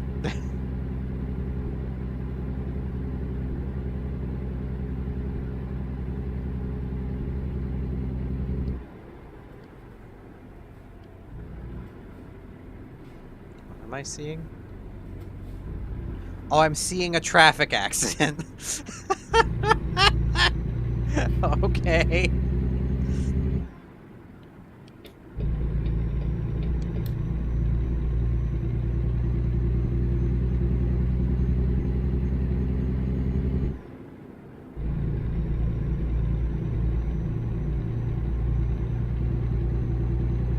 I don't know about that. It just seemed obnoxious to me, and I didn't get past the trailer, so...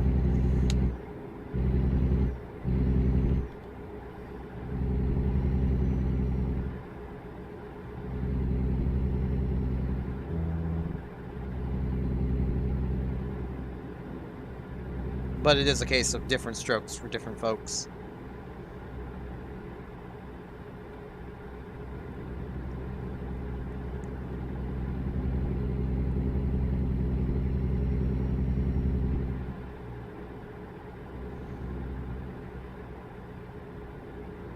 I feel like a lot of the modern world just needs to get out of this mentality that you need to look like and have the same sexuality as, the same gender as, be identical to someone to look up to them. You know, to see parts of yourself in them. To aspire to be them. It's like, I know I've said this before, but I will reiterate it again now. Growing up, my two favorite superheroes was Storm from the X-Men and Wonder Woman.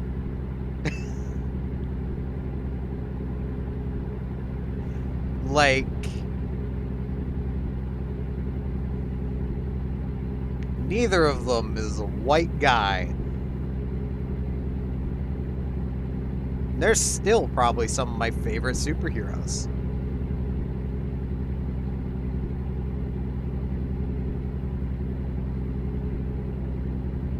I mean, that is fair. And I'm sure Robotic and I will watch that movie at some point just to laugh at it.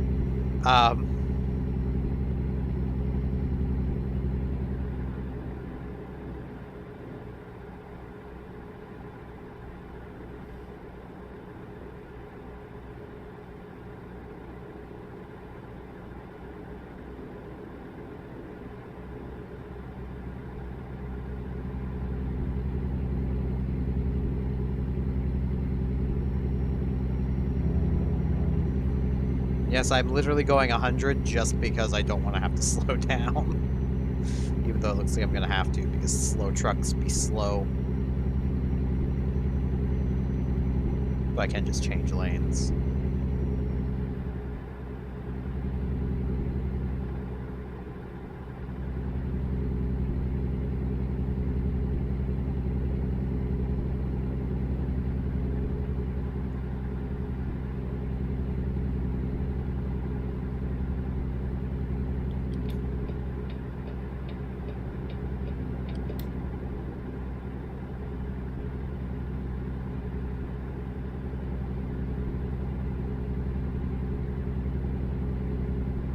That is fair.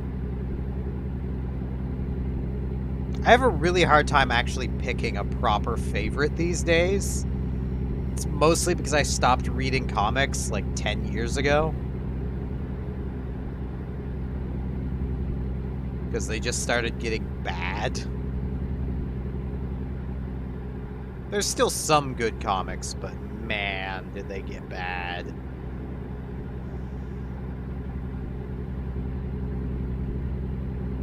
I honestly think Wonder Woman is probably still way up there, though.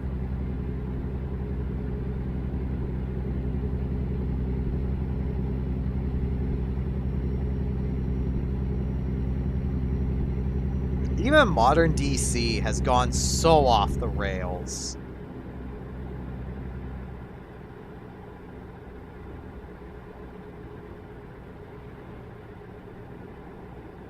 Like, DC needs another Crisis event, and it needs it yesterday. It needs another reboot, and then they need to try again. As much as I know it's, you know, kind of tired at this point that DC reboots so often. But they utterly annihilated their universe with the New 52. They need a new Crisis, completely undo New 52. Go back to how things were before the New 52.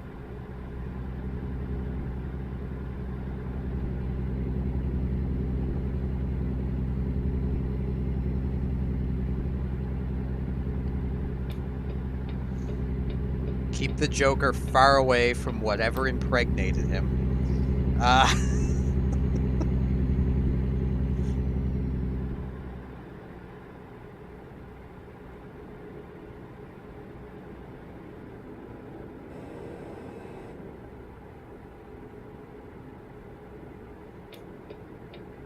Yeah, we're referring to Marvel, the comic book company. And their modern comics.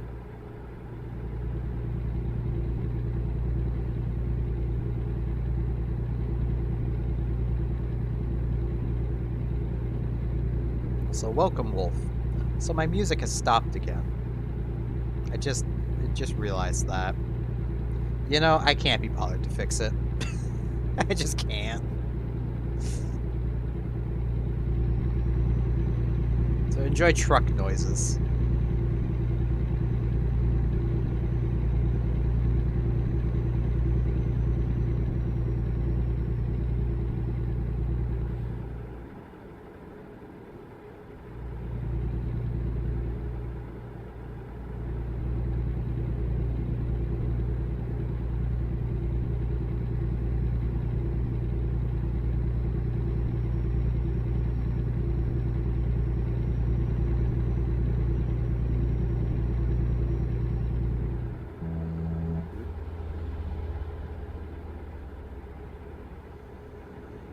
I mean, that kind of just goes for any big company. Like, if you're not part of a union and you try to speak out against them, you're just gonna get blacklisted. That's just how it works. Because at that point, you're seen of as too much of a hassle, like too much of a nuisance. You are not worth keeping around, and it'll be made clear that you're not worth hiring either. Because you're just a problem.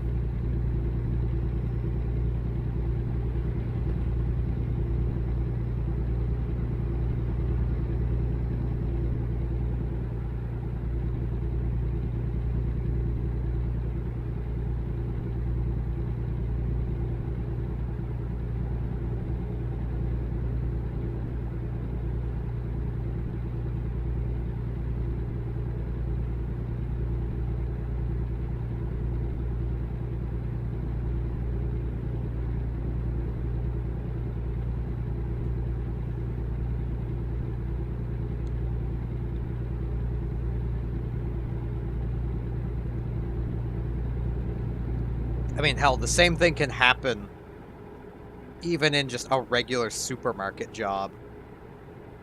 It's why, as much as, like, my sister still needles me about not causing a fuss about my, you know, how my manager at the superstore was effectively just being an asshole.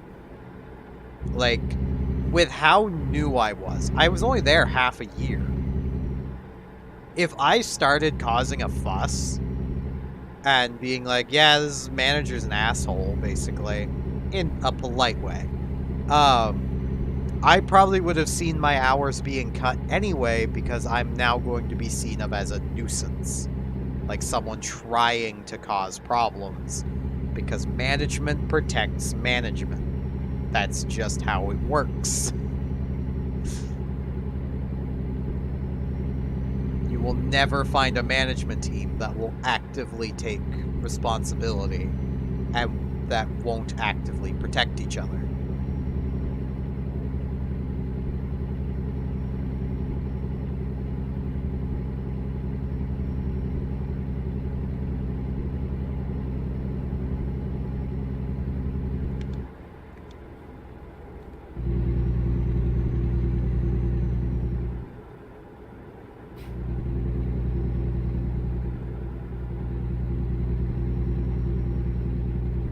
That's just kind of how corporate mentality works.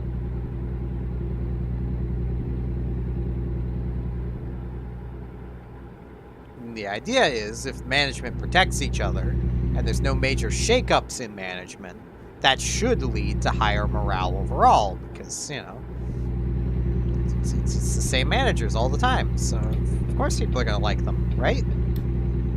But no, it's not how that works. It's not how that works at all.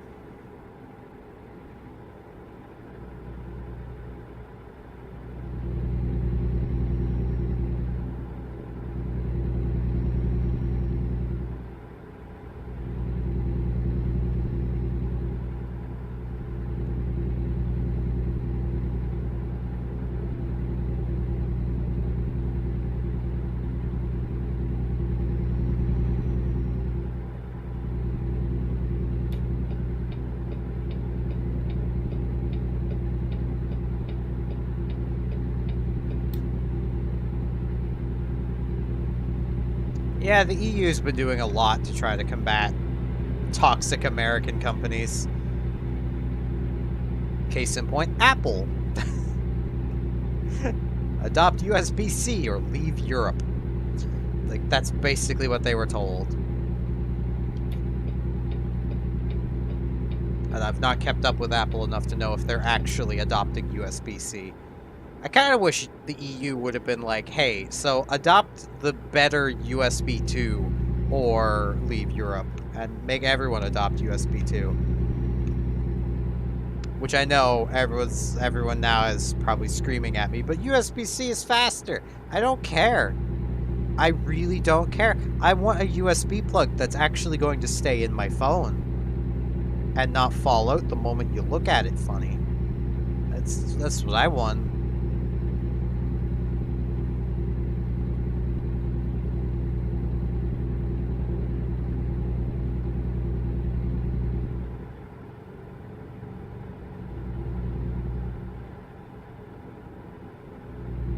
Yeah, I kind of hate USB-C. I mean, even now, I'm being incredibly careful about the cord plugged into this controller because it does not take much force at all to pull it out because there is nothing to retain the cord. It just kind of sits there. Pathetically.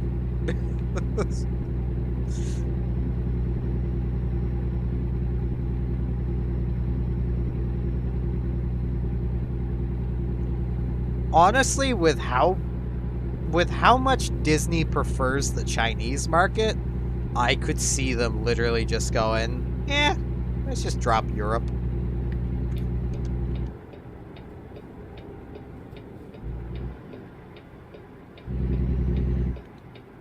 Because realistically, they don't need to care. The Chinese market provides them far more income than the rest of the world. Disney could lose every market and still make profit. Like...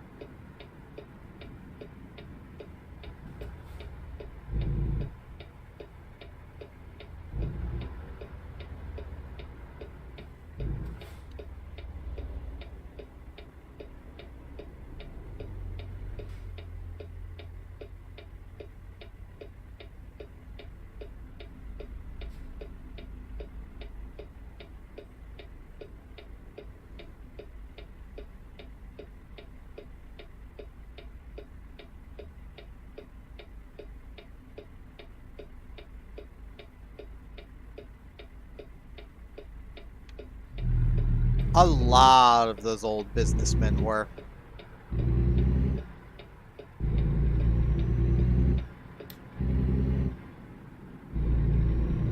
It's nothing special, you know, or unique to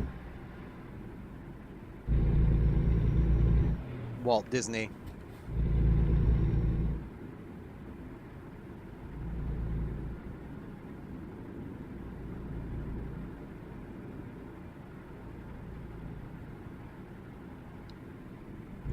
But here's a relatively fun fact about a German car company. Ever wonder why Porsche cars are so small and light? Look up the Porsche Tiger / Elephant / Ferdinand. To summarize, the Tiger tank in its development had multiple companies competing for the rights to make it. I think it was Henschel and Porsche. The design that was gone with was Henschel's design because it worked. Porsche's design, because the Mustache Man was friends with Porsche, had already had multiple hulls ordered for it, even though it had yet to even be tested, because the Mustache Man was smart. Was too heavy. Its novel electric transmission barely functioned and broke down easily. It was overweight by a lot. So because those hulls were already ordered, and the tank was effectively worthless, they converted it into the Ferdinand, named after Porsche himself. Yeah, that later got renamed to Elephant. It was a tank destroyer that had a remarkably big gun, but had all of the same problems of the Porsche Tiger design. Now, some of these Porsche Tigers were not converted into Ferdinand / Elephant. They were, in fact, built into full-out Tiger tanks because Germany was losing that bad. They literally looked at these tanks that failed in their trials, caught on fire, their engines would break, the transmissions would break, and when, what if we put a tiny bit more armor on this thing and send it to the front? That'll work, right?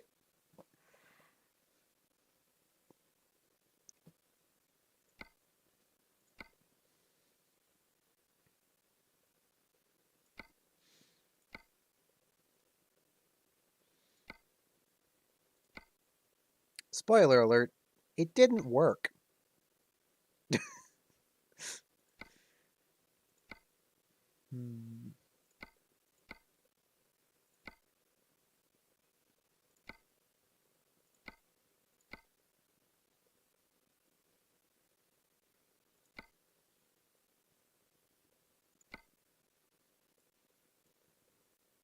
That'll get me pretty close to California again.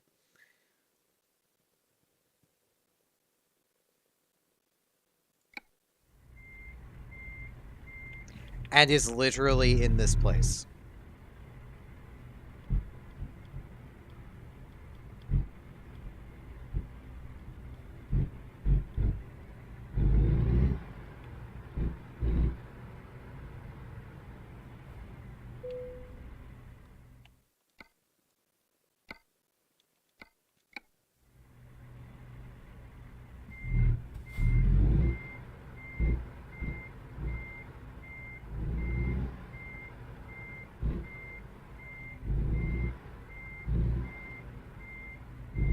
But yeah, if you have ever wondered why Porsches are small and light, it's literally because the Porsche Tiger basically gave Porsche himself PTSD of heavy vehicles.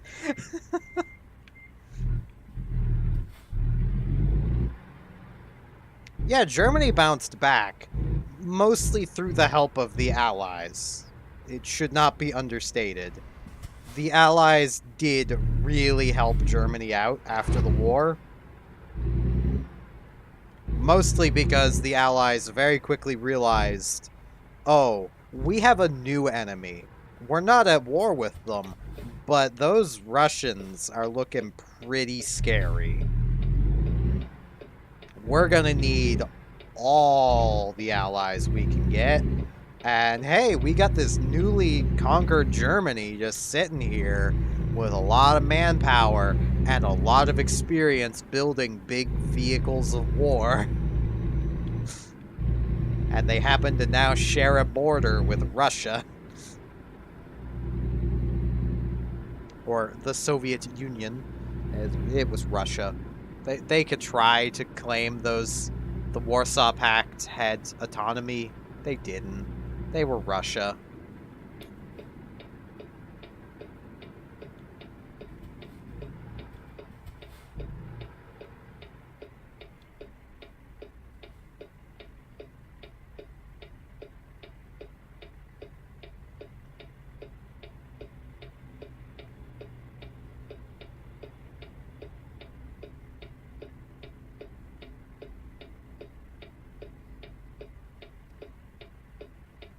Apparently the Russians have been trying to make the Americans, like, to try to provoke the Americans.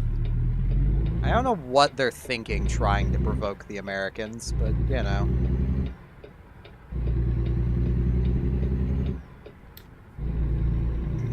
Well, that's the thing. They're not thinking, obviously.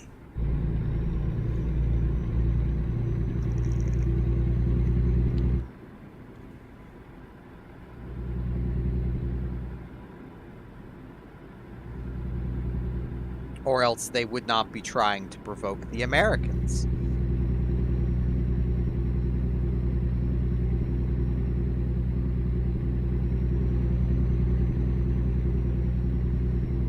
Because let's be real here. If they can't handle the Ukrainians, they don't stand a chance against the Americans. They just don't.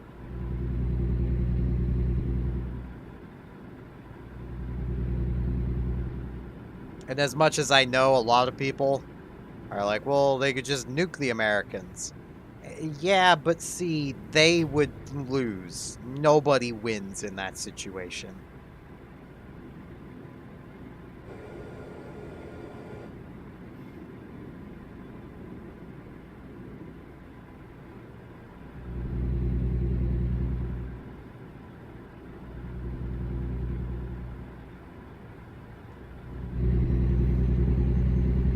They have still yet to commit fewer atrocities than the French. Specifically Napoleon.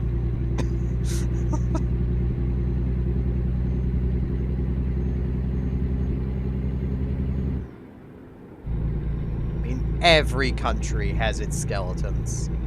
All of them.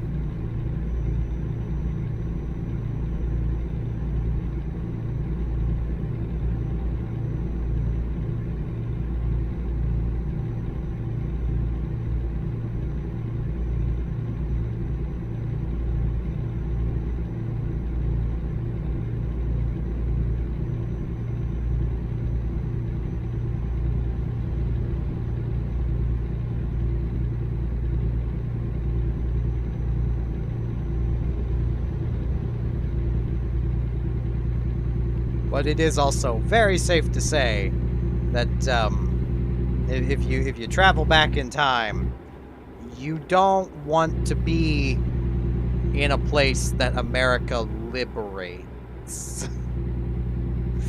You just don't. You also don't want to be in a place that Russia liberated, or, you know, really many nations liberated.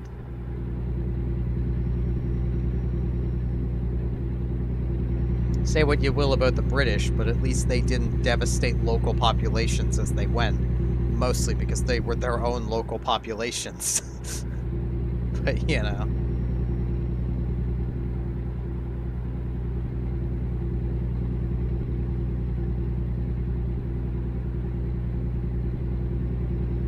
Yeah, during the Cold War, both sides were doing that quite a lot, of the Americans and the Russians. The Russians were trying to be a lot more sneaky about it, but, you know. And I don't think the Russians ever lost a war to do it, like the Americans did. Look, America, you can say what you want, but you lost Vietnam. You cannot argue you did not lose Vietnam.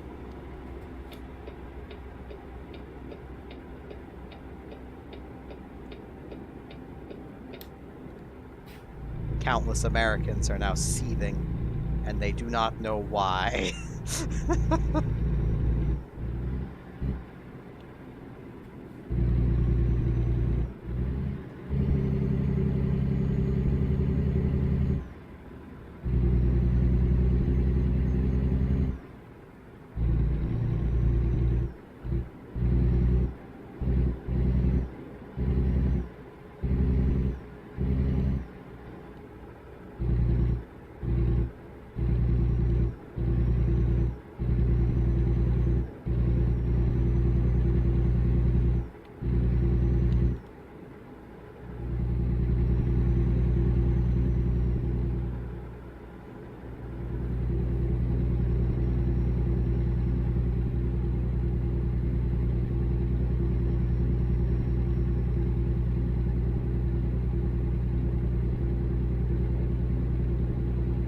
I mean, I almost feel like there was probably more to it, the decision to do that, than just that. Like, given how America was, it was a very good chance that, well, their president was communist, or leaning communist. And the Red Scare was a real thing. It kind of still is.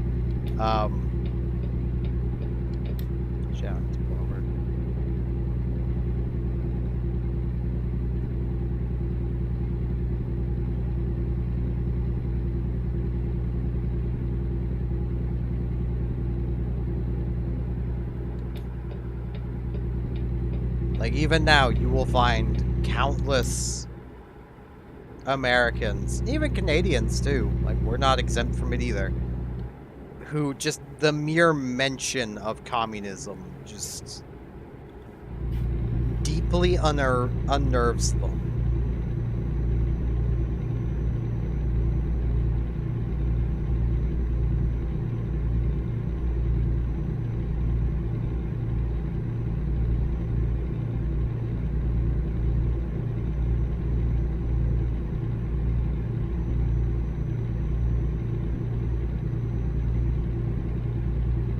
Even though the majority of them probably grew up watching Star Trek. You know, communist utopia in space.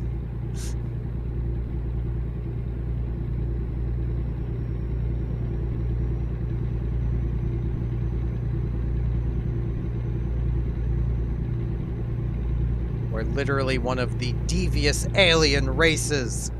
Their entire thing is they're capitalists. That's what they are. That's what makes them evil. They're capitalists.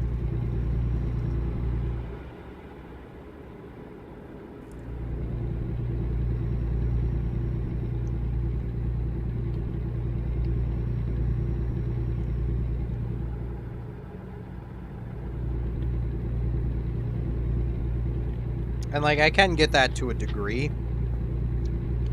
Let's put a cover on bottle. Because, like, communism has literally never worked. At least not as intended. Alright. Have a good night. It's almost 6 in the morning for me. I'm going to continue rambling about communism, though. Because I can. It's how I roll. I just ramble about things. But communism has never worked as intended for one main reason. Everyone's equal, except some people who are more equal. They're more equal than you are. Good night, AI. Have a good rest.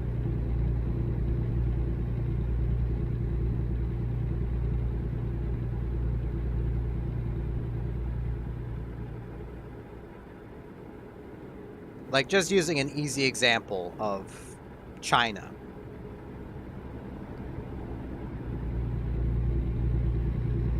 Their president, chairman, whatever he calls himself, is more equal than the average person. It's a communist country, but he definitely holds the most wealth in the country because he is more equal than everyone else. So he gets the best food, the best, furniture, the best luxuries, the most money, because he's the supreme leader. He is more equal than the rest.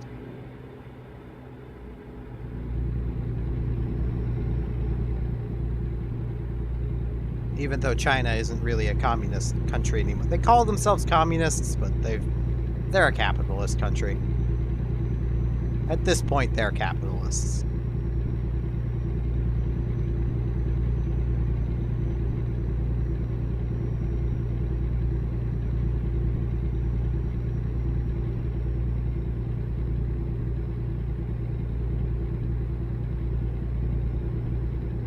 And if anyone's hearing my description of, communism and people being more equal and going, but wait, that's literally just capitalism, and you're right!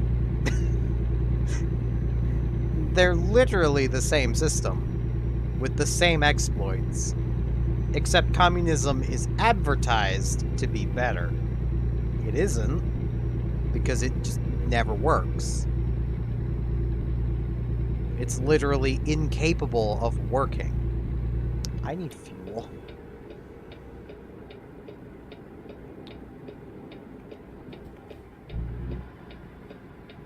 Because as much as, everyone working for the common good and pooling resources and sharing all sounds just so lovely, it doesn't work because, well, greed is a thing.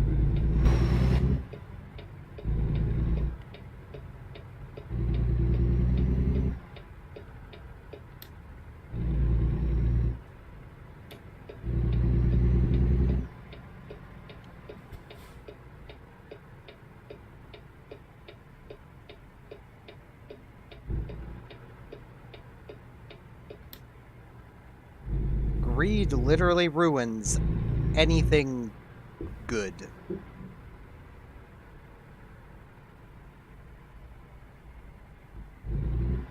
I mean, a key and very Canadian example is our government up here in Canada tried to pass something dubbed UBI, or Universal Basic Income,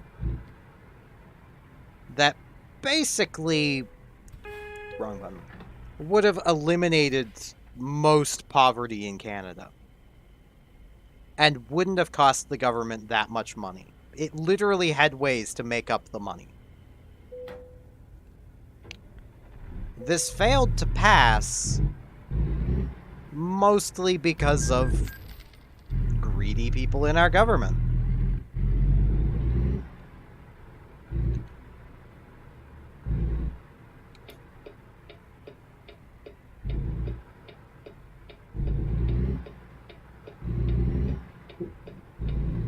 Yet at the same time, Bill C-11, which only served the purpose of basically attempting to censor our internet and give the government money, including said same greedy politicians, that passed.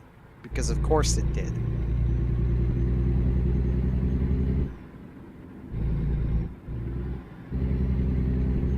Though most of the money being made by Bill C-11 is going to our TV regulatory body, because they decided they needed to regulate our internet. Which is where, I am making this plain as day now, so I can point to it should they come after me for my content. I am Canadian. That makes anything I do Canadian content. So they can go shove it.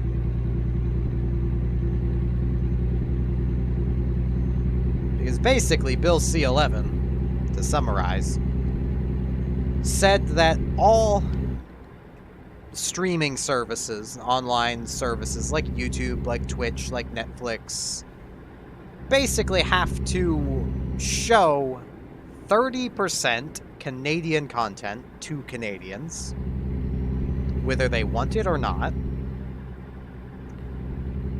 Yes, my YouTube's recommended page has absolutely sucked since C-11 passed. I'm honestly surprised Twitch even still exists in Canada. They likely have some loophole they're working in. On top of that, 30% of all revenue made from Canadians goes to the Canadian regulatory body. Like, from YouTube, Netflix, Disney Plus, from the streaming service itself. 30%. That may have changed. That may have dropped. I didn't keep up with every change of Bill C-11 because I was kind of hoping that it would just fail and that, I wouldn't have to keep up with it.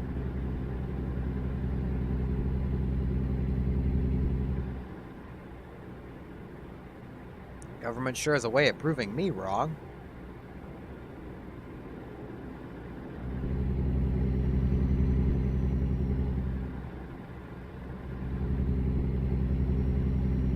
I can almost guarantee part of the reason why it passed was a lot of less than reputable sources up here were basically spinning it as a way of combating fake news. And, who wouldn't want less fake news on their recommended pages? But that's not how that works. It's literally nothing about the bill was ever supposed to do that. The whole point of the bill was just to regulate the content being produced, not to fact check it.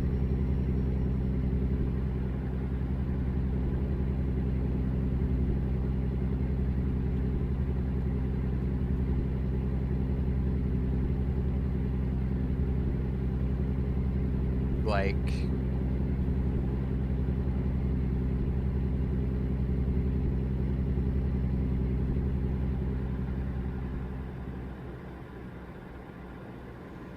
all in all, it's just a stupid bill that really should not have passed. And it's going to put a hard cap probably on my content. I will probably only be able to grow so large. Because, like, right now, I have no doubt that, say, YouTube is perfectly happy to show my content to people. But the moment I start making money and start getting a lot of Canadian viewers, that is the moment they're not going to want to promote my content anymore. Because it becomes less profitable for them.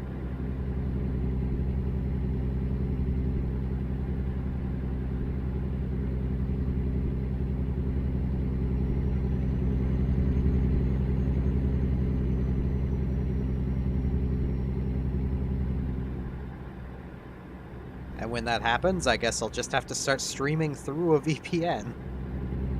Move myself to, like, digitally move myself to, like, California or something.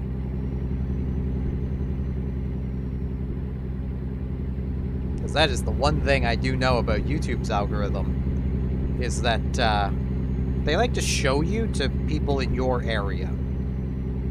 So, like, my stream here is probably predominantly being shown to people in Atlantic Canada. And then the second tier is probably just Canadian, Canada itself. Yeah, Canada itself. Then the third tier recommended is probably the US as a whole. But, it being less prioritized than if I was, say, in, California, to be shown to Californians. It's not impossible. I have actually had quite a few Californian viewers.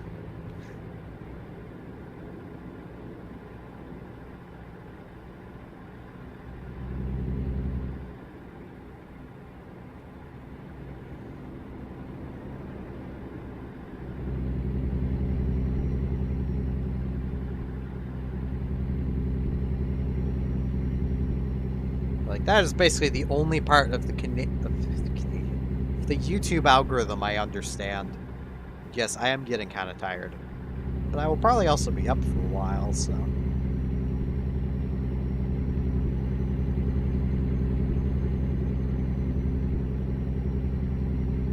Because it is, like, 6 in the morning.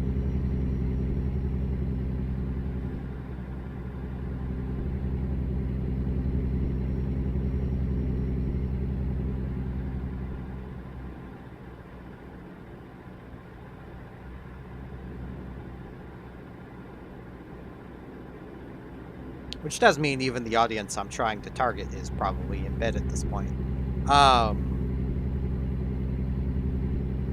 Which is another thing I do know about streaming, is really the ideal time in my hours is like start at 6 p.m.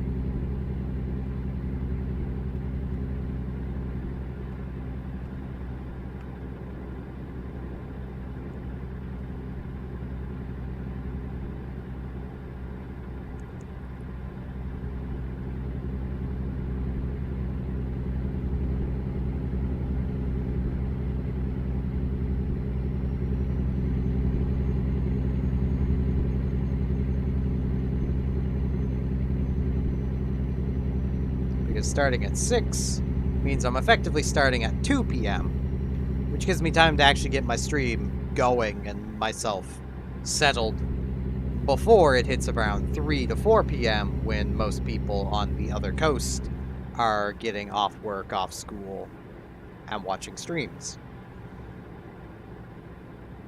8 p.m. is also a decent time to just start at, but I'm gonna actually try aiming for around 6 p.m. my time.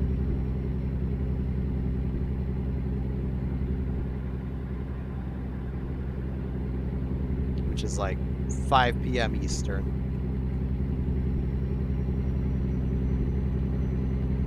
2 p.m. Pacific. Because I'm on Atlantic time. I'm effectively on the time of the ocean.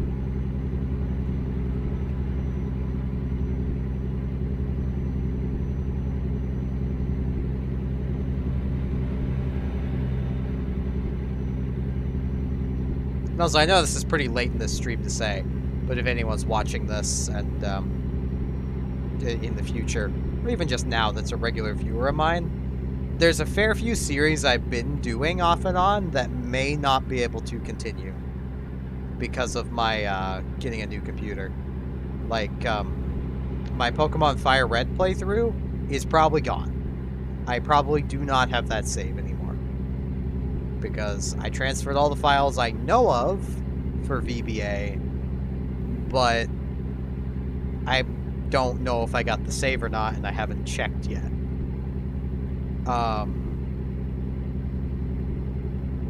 Skyrim, I think I'm just going to end that anyway. I don't have the moderation team for Skyrim. And what I mean by that is, in my attempt to stream Skyrim, I had a lot of not safe for work bots showing up, and Skyrim does not like alt-tabbing, so I can't moderate my own chat while playing Skyrim without risking the game crashing. And they were showing up with such frequency that I couldn't do it. There's no way I could do it. Now, I could just stream it exclusively on Twitch. That would avoid the bots that way. But also, no one watched on Twitch, so the only viewers I had for that stream were on YouTube. So that is probably just dead. It was kind of just a spur-of-the-moment series anyway, so it probably was never going to actually get completed. I do still have plans of eventually getting back to Fallout New Vegas, but I might need to start the game again.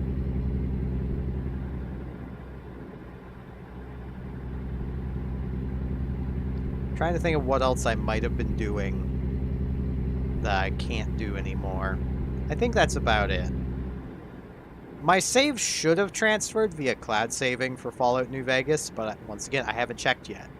I've only even had 2 monitors for a little over a day, so I haven't really been able to check things easily because I had to use my TV as my main monitor because I need the extra USB port that my TV provides to power my speakers.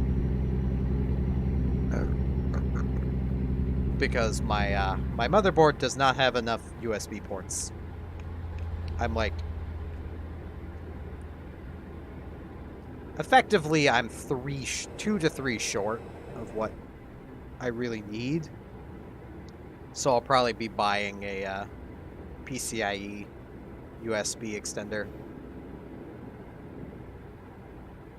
Which would be nice to just have the extra USB ports.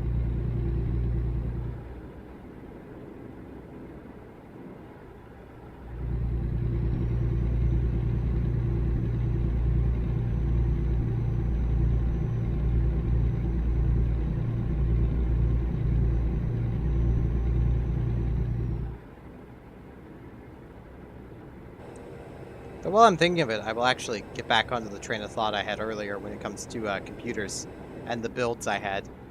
Because I was actually going somewhere with that.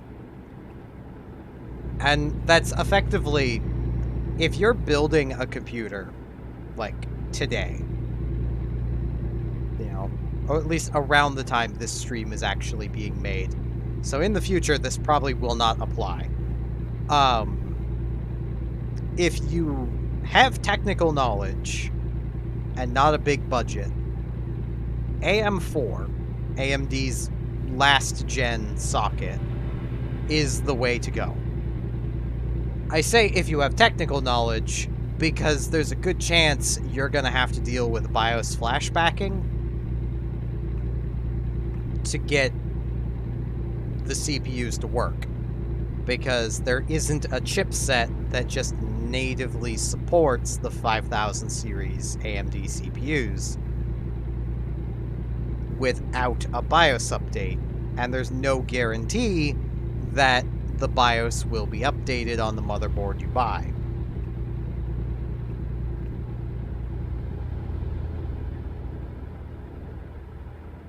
If you don't have technical knowledge, the Intel i3-13100F is a pretty good option if you're just looking for gaming. There are motherboards that natively support 13th gen CPUs, and it just works.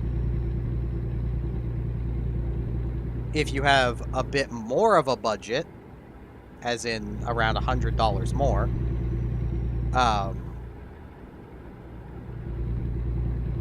you have the option of, I need to get this exact number.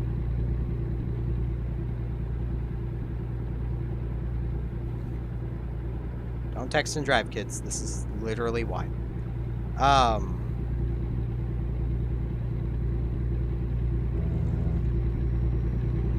The i5-12400F.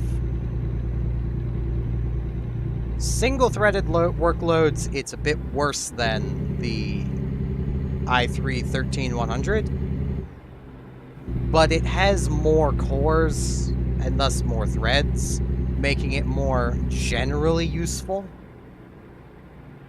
And it's not that much worse in single-threaded workloads.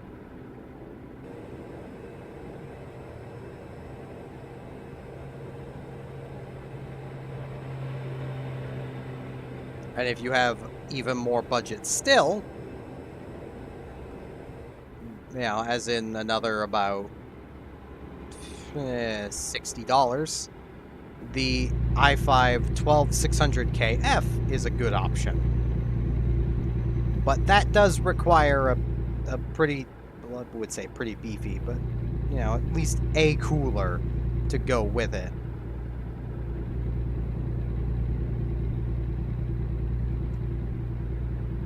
Because, well, it's pretty toasty. And the i3, I believe, actually comes with a CPU cooler that should be more than sufficient for it. as does the i5, the first i5, the 12400F. Oops. I have money. I can pay for it.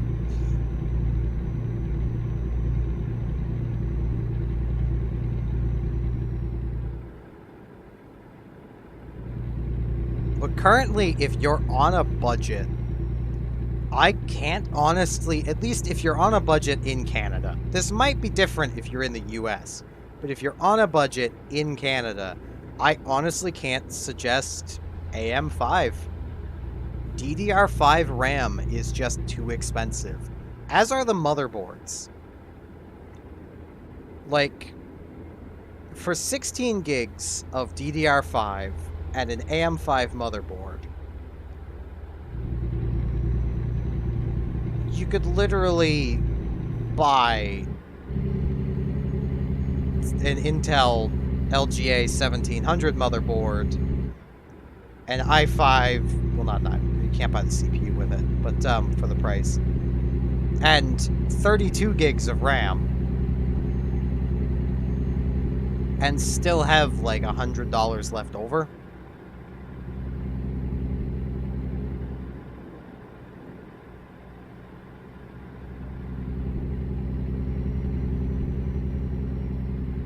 Like, it's just, sure, DDR5 is faster, but honestly, from the benchmarking I've seen, and as I mentioned a lot earlier in the stream, I did a lot of obsessive benchmarking when building this computer.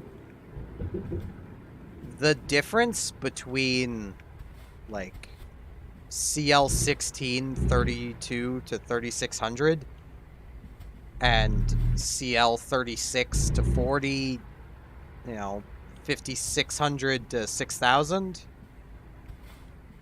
is less than 1% performance. Like, it's just not worth it. Later in the lifespan of DDR5, it'll probably be worth it. But for now, I just don't see it.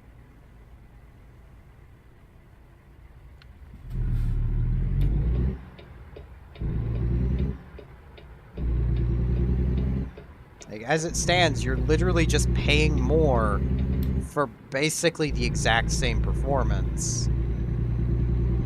And that just doesn't make sense to me, which is why I didn't go with an AM5 build, even though I initially set out to do one. Surely the speed limit's gonna go up.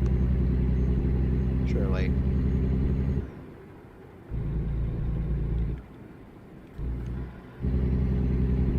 There it goes.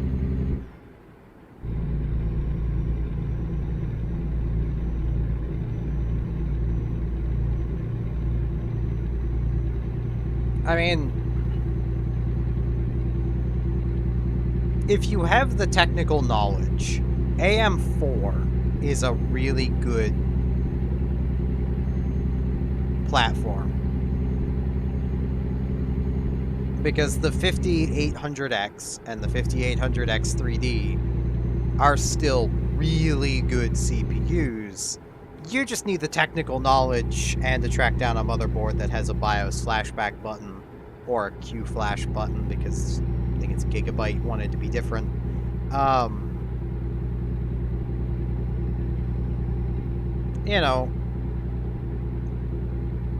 They're really good, and you can get them cheaper than the build I've got, and it'll probably have better performance in games. Multitasking my setup is definitely better, but in games, the 5800X 3D, not 53, 5800 and the 5800X are probably as good, if not better.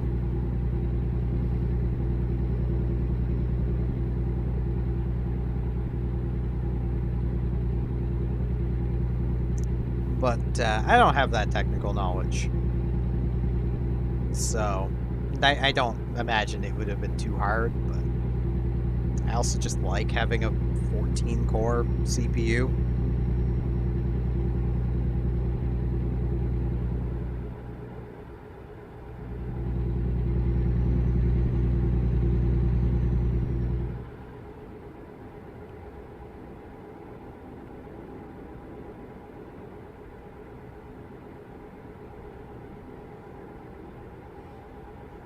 I am curious to see how Intel's next CPUs work out. Because the expectation they've set is that effectively anything above an i3 is going to come with an i3 inside of it. Like, even in the 12th gen Intels, the i5s were effectively an i5 with an i3 also inside of it. My 13600KF is an i5 with two i3s inside of it.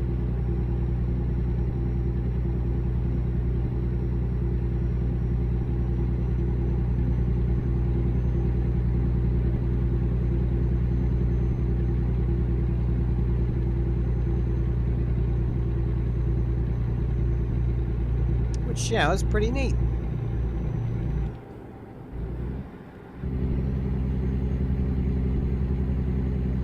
So I kind of wonder if for the next generation of Intel CPUs, if they're going to put efficiency cores inside the i3s.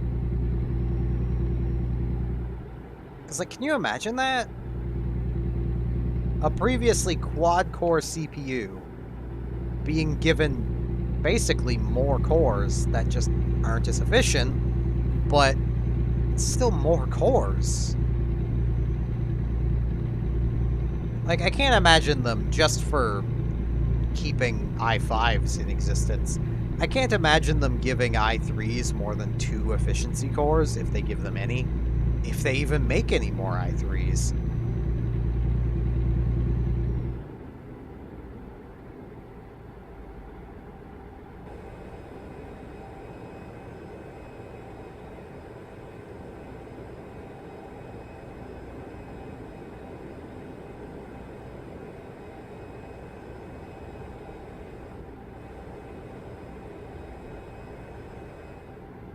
But, like, with how they've been boosting up i5s, they could probably actually go to a 6 or 8 core i3.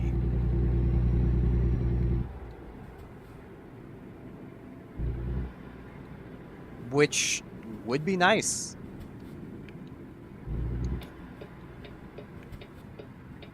Like, that would be the kind of thing that would make me actually consider getting an i3. If they could do an i3 that's, you know, the standard quad-core 8 threads i3, but with, like, 4 just single-threaded i3 cores as well, that'd be a pretty enticing buy. That would be an 8-core i3.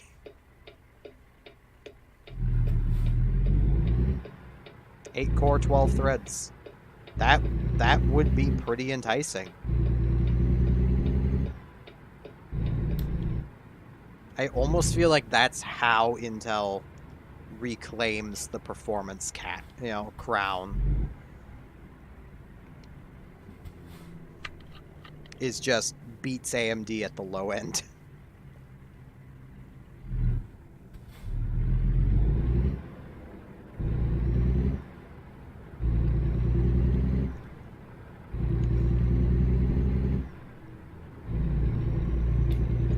Because I'm going to be real. Right now, if you have a lot of money and you hate that money, you want to be buying AMD. The 7950X3D is probably the best gaming CPU on the market right now. And will probably stay that way for quite a while. It's not as impressive as the 5800X3D, but that's mostly just because gaming CPUs have come a long way since the 5800X3D came out.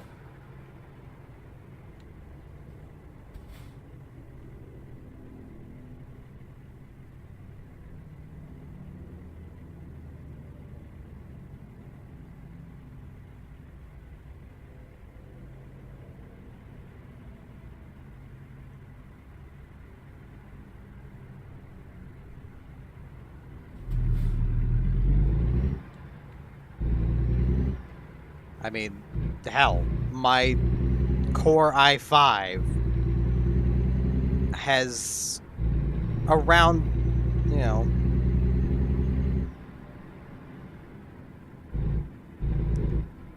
from what I remember of benchmarks anyway, has around, on average, 5 to 10% better performance compared to the 5800 X3D.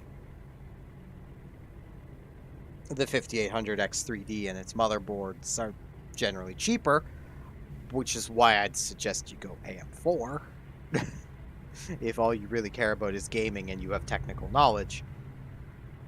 But like, and that's just my opinions. Don't take that as gospel. I'm not a very technologically minded person when it comes to computers. I've just done a lot of obsessing over the past couple months.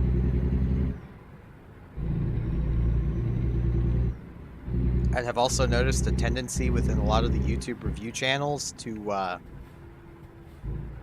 be very heavily biased.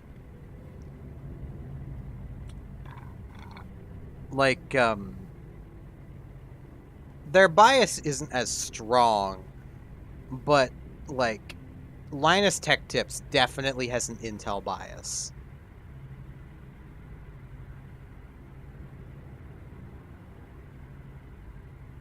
As does really a lot of the channels.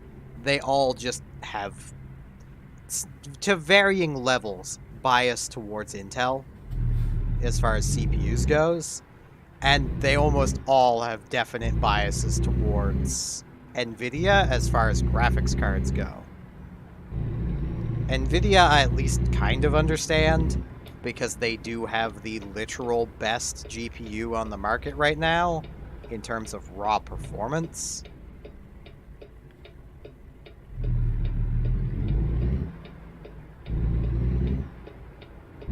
In terms of price to performance, hell no. The 4090 is far from that.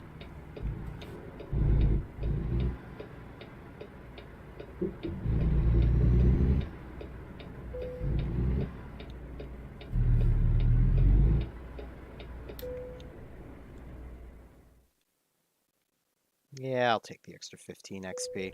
It's really not worth it, but I'll take it.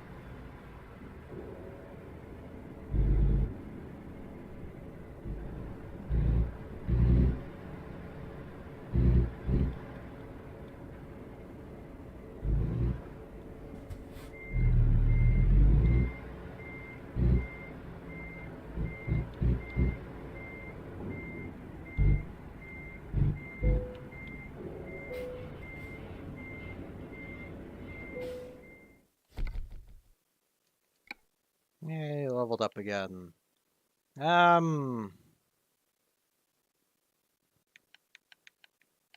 guess high value cargo. I'm running out of things to put points into. I'm going to be back in a minute, so I am actually going to get my music working again while I'm here. I don't know why it's breaking the way it is.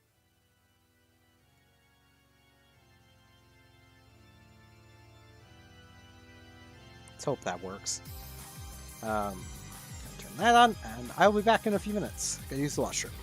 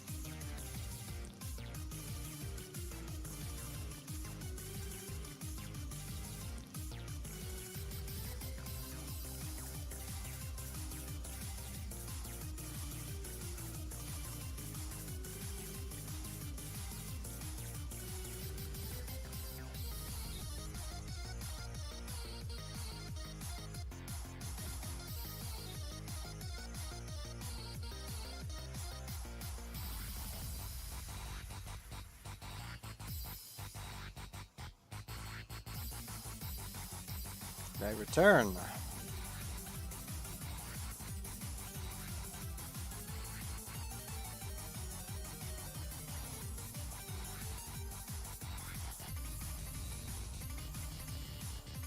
get everything back up. There we go.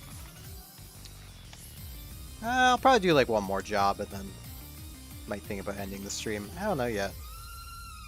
Ooh, that'll take me. That's Colorado.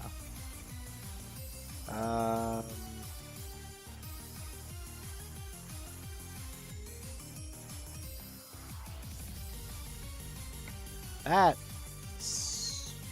Oh, I'm on everything. That explains that. Where am I?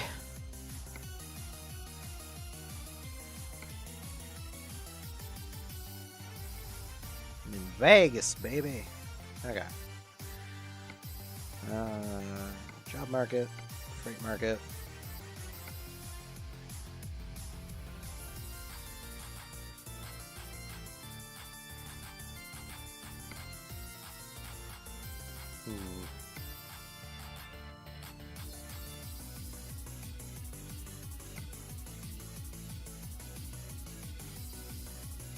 My cat is being annoying. That's what cats do, though.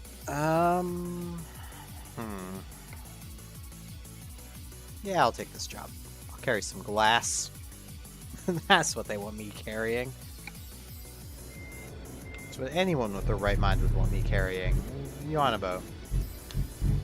I'm totally a safe driver who doesn't look at their phone while driving. I actually don't, because I don't drive. I do a game. A game because I'm stupid. But, you know.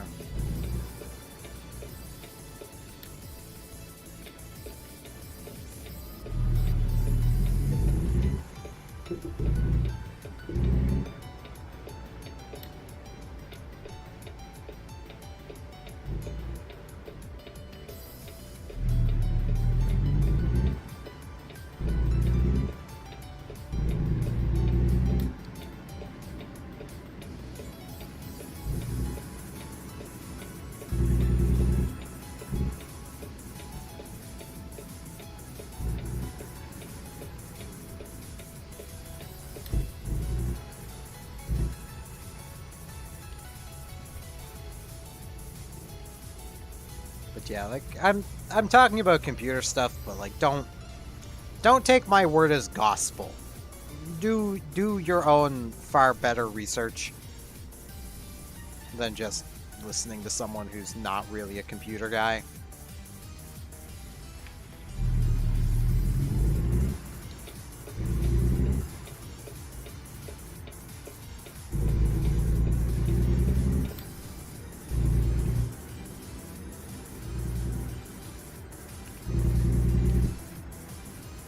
Computers are a thing that doing your own research is actually a viable research method.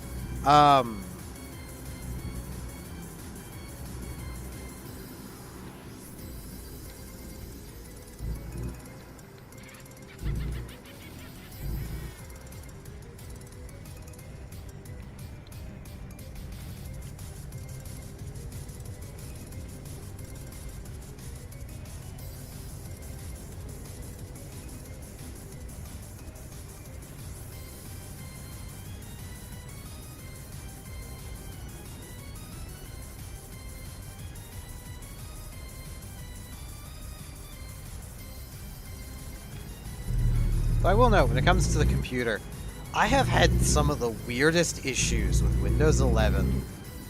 Because I decided with the computer upgrade, I may as well also just upgrade to Windows 11.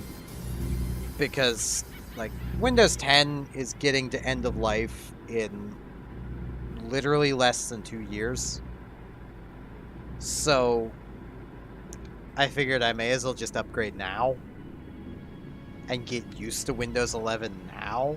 Because, well, we can be almost certain that Windows 12, if it's even called 12, probably is not going to be any better.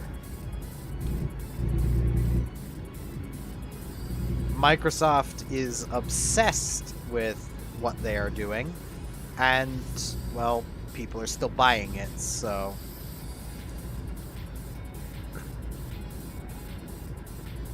I mean, I can't say too much. I'm on Windows 11. I don't like it. Literally, the first thing I did was download a tweaker to literally adjust things to be what they should have just been from the start. Like, I have the normal right-click menu back. Wow. I could right-click on things and not have to push an extra button to get the context menu that I'm going to want. Imagine that.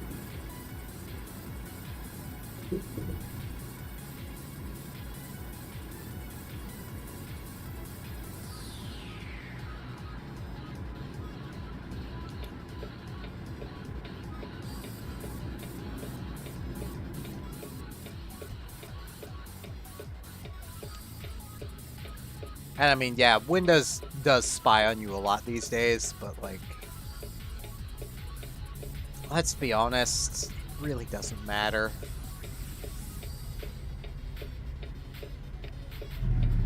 Like, let's use myself as an example here. Let's say, I don't know which of these I'm getting the job from. I think it's this one. But let's say Google is trying to build a profile for me to show me ads. One, I have an ad blocker. I don't see ads.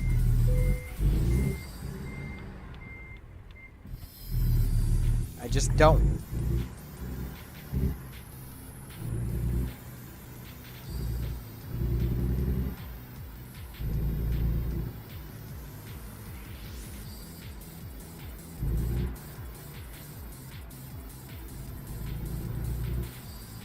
So, you know, that right there, already pointless. Sure, Google is selling my data and probably making some money off of it, but the companies buying my data are getting zero return on what they're buying. I would not be surprised if at this point, my data is just not being sold anymore because companies just don't want it.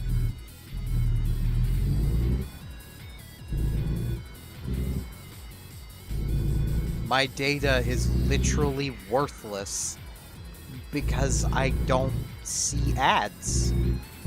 You can't advertise and you can't sell products to someone who doesn't see your ads. Now, Google is doing its right level best to put a stop to that. I can't see if anything's coming. Well, I'm pulling onto this side of the road. But still, could have been something coming. Or, no, I'm on this side.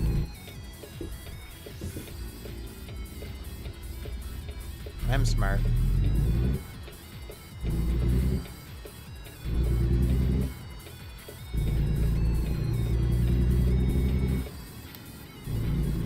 Like, for those who don't know, Google is basically changing its architecture for Google Chrome so that effectively ad blockers will not work.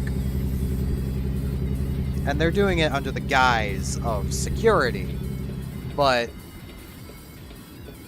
we all know it's because of ad blockers. A lot of people use them, and for good reason. More disappearing trucks, more aliens. I don't know why trucks are just randomly disappearing.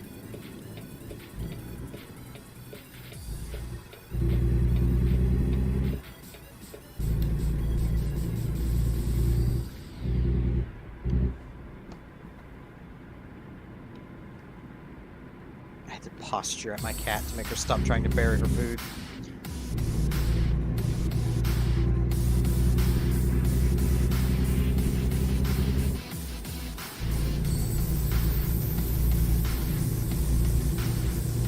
Like, it's pretty obvious that that's what Google is trying to do.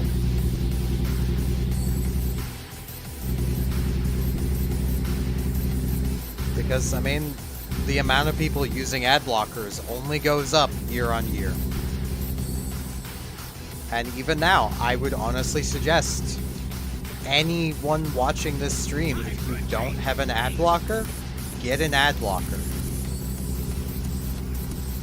If you use Google Chrome, which the majority of people do, consider switching. There are other Chromium-based browsers that are going to be keeping the architecture, apparently. Brave being one of them. It's basically Google Chrome, but more secure. You know, actually more secure. Personally, I'd suggest just swapping to Firefox. You can transfer all of your bookmark data over, and you can basically rig it up to be exactly like Chrome, except you'll still be able to use ad blockers.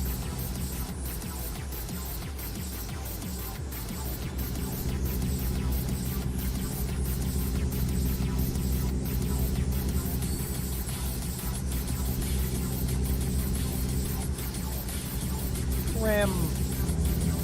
I want to go see Prim Slim.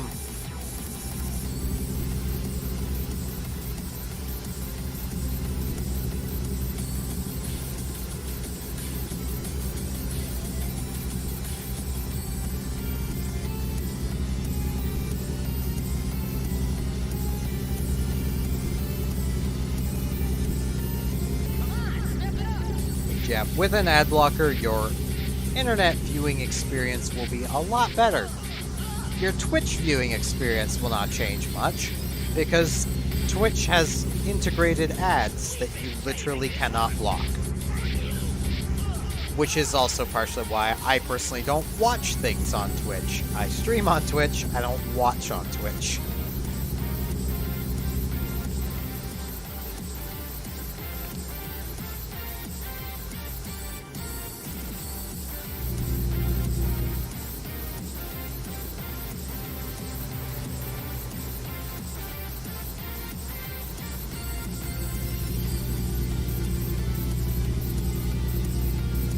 At least not unless I can catch a stream as it's starting.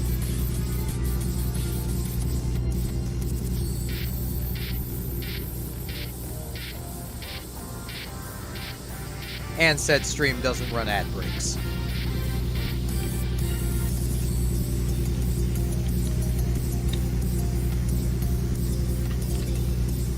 Because that is something, and if anyone from Twitch sees this, you've probably heard this a lot, but man, do your ads on entering a stream suck.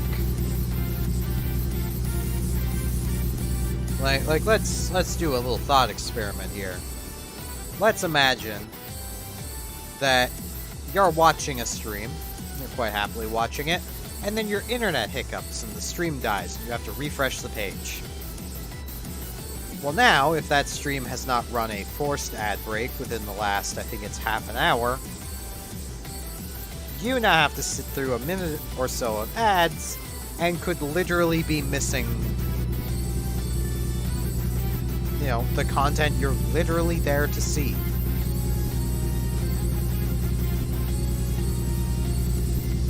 Like, it's just, it sucks. And like, I get Twitch needs to make money, but you're seriously gonna try and tell me that Twitch does not make money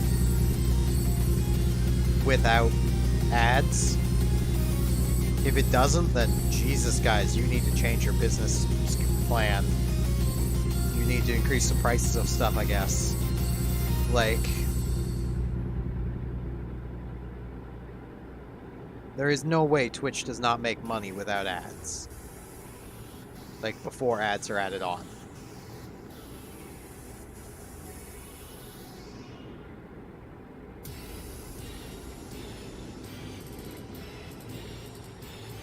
It's honestly why I hate ads, which puts me in a really, like, awkward position with Twitch. Because the only way to not have people watch ads is to make people watch ads. Or they can subscribe to individual channels to not have to watch ads on that channel.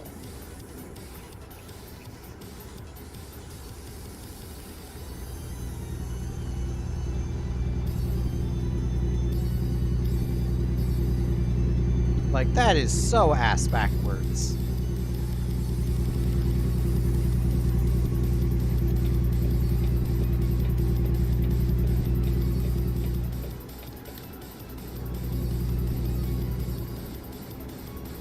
Like, if you have an active subscription to anyone on Twitch, you shouldn't have to watch ads on anyone's stream.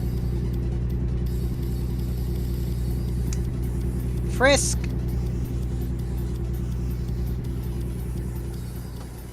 Apologize. My cat is being a major pain in the ass.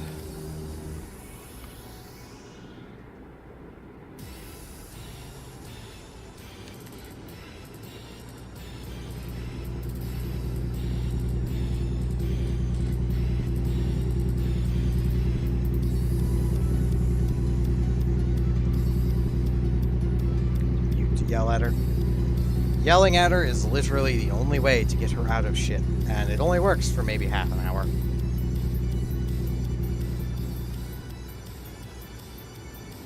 Because she's basically decided she wants attention, but rather than, you know, try to get attention in a positive way, she chooses all the negative ways. And I don't get it. It's not like I don't give her attention when she just is not being a major pain in the ass.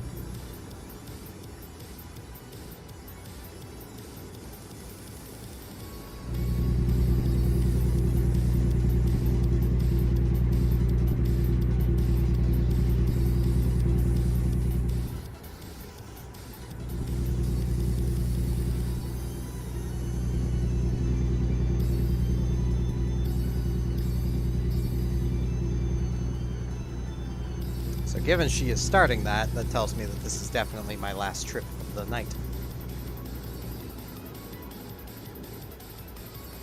So I can keep chasing her out of all of the things that she is trying to get into. Because heaven forbid she just be good.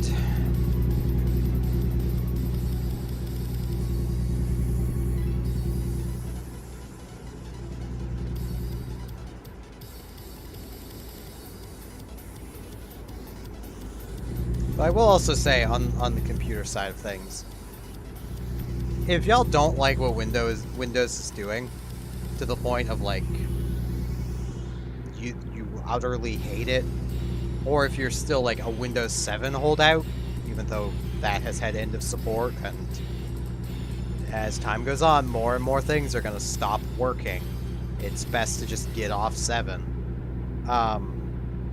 Linux is not a bad choice. It's not great. Linux is not to the point where I myself could daily drive it. There are too many things that I need that just flat out do not work.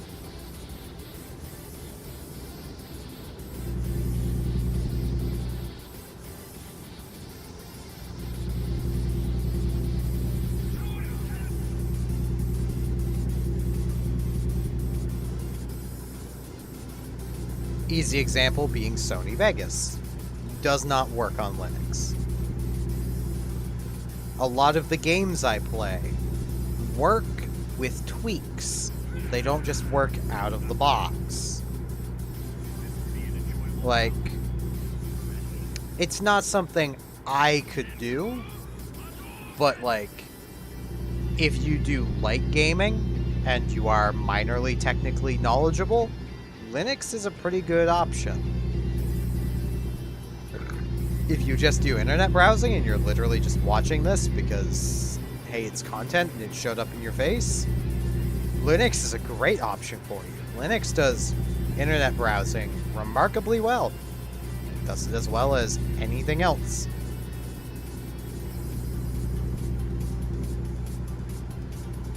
And the more people that use Linux, the more support Linux is going to get.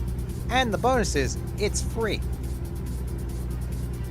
And you can boot Linux off of a USB thumb drive. So you could literally try Linux without actually committing to it.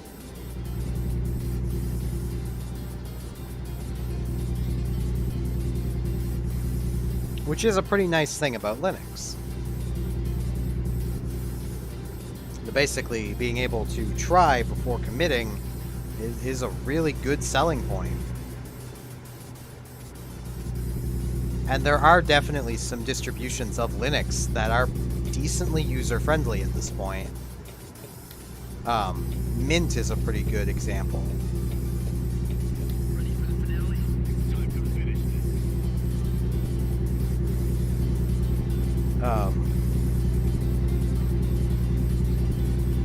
And that also can, you know, more people leaving Windows and using Linux would ultimately end up making both better. Because Microsoft isn't going to just continue down the same path if it starts to fail.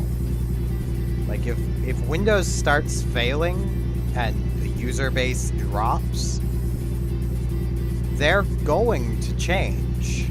Because they have to.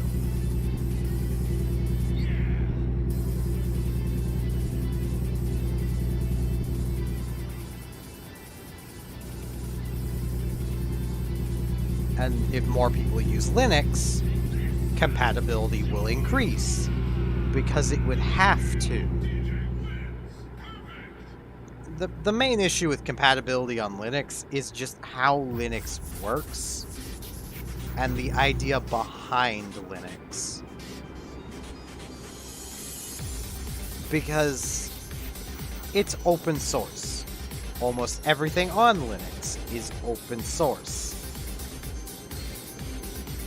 That means that things that really can't be open source can't exist on Linux. Okay, Christmas music. Does that work? That did not work. Can't actually. My media keys aren't working. Oh well. Let's have some Christmas remix.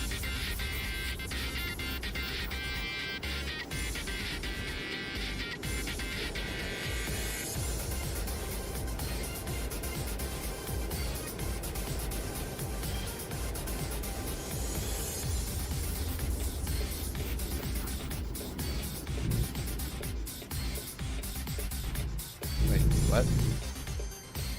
Oh, it's another case like this. I'm gonna just sneak right on past you. I can fit.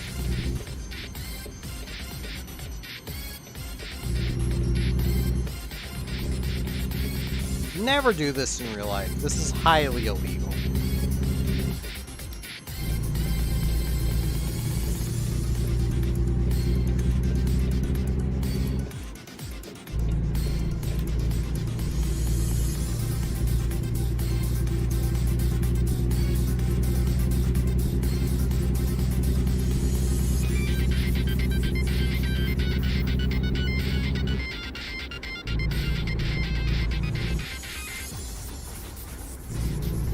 I mean, honestly, just one of the big issues that Linux has is just its community is kind of toxic.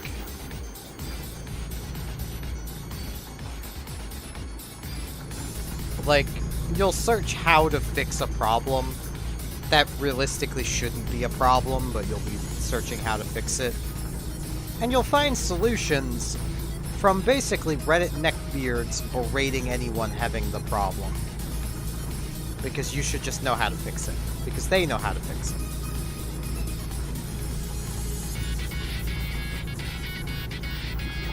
it. Or, you know, the solution will include things that you probably don't know because they just assume you already know about these other things or how to access these other things, even if you don't and it's not actually intuitive.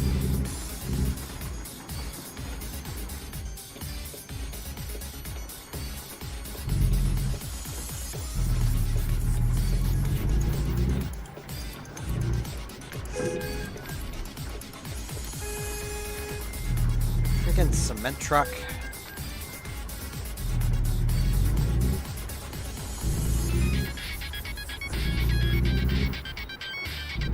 Yeah, I'll visit a service station.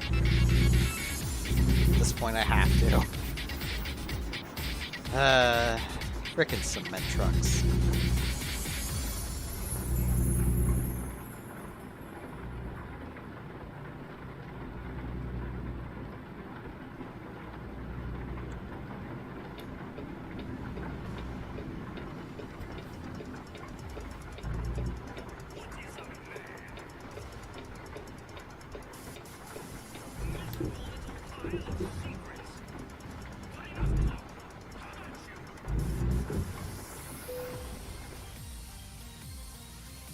Nah, I can't be bothered. It's 15 XP.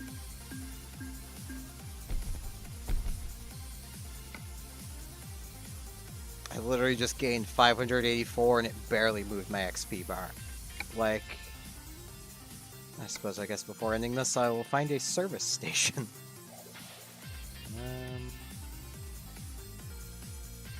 There's one. That's one.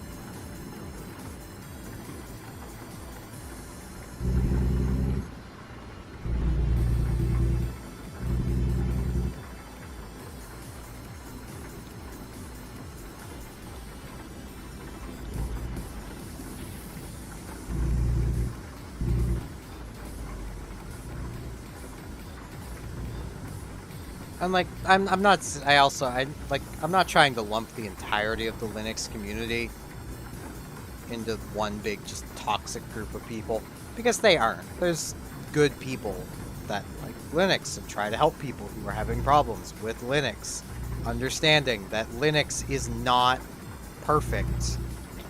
It has problems.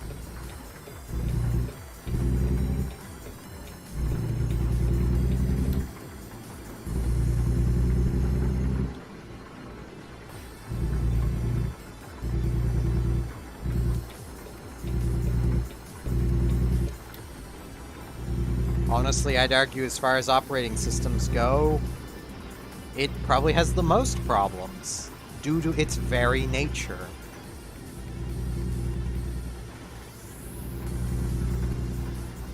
But also, it has the most potential due to its very nature.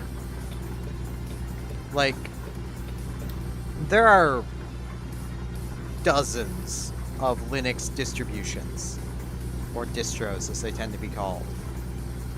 Effectively, there are dozens of versions of Linux. If every Linux distro worked together, they could probably build a really good operating system. Why are you not going?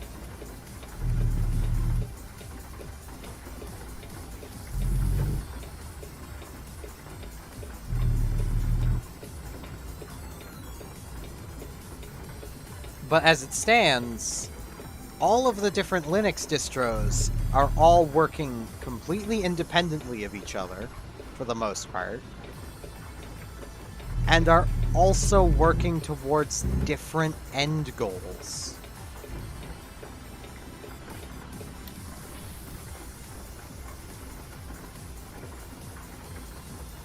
Because some Linux distributions want effectively the DOS experience. Some of them want the Apple experience. Some of them want the Windows experience. Some of them want to build their own experience. You know,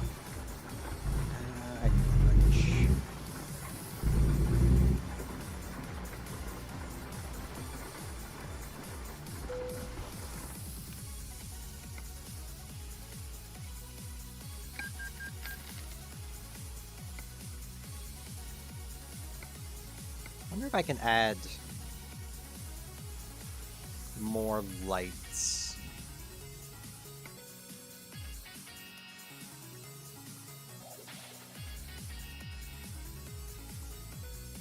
Hello, Moonlight. Some years.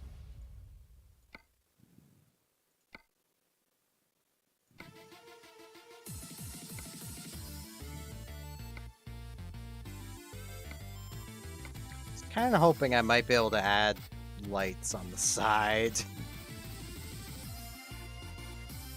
New computer, but I've streamed the game before.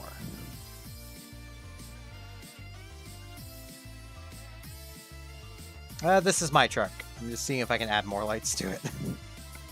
Because, man, is it hard to see off to the sides, but it does not look like that is a thing I can do.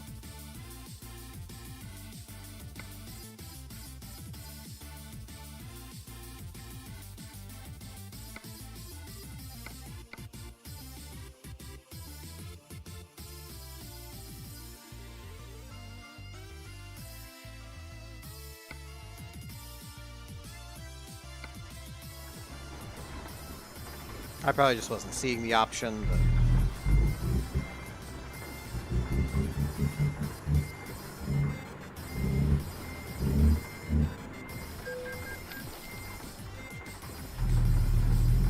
I don't even know what I hit. Uh-oh.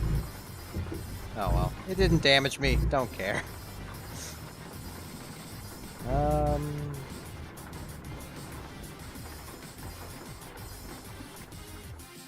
I have something I can add extra lights to the sides. There might be. I really don't know. What I do know is I could use the top up of fuel.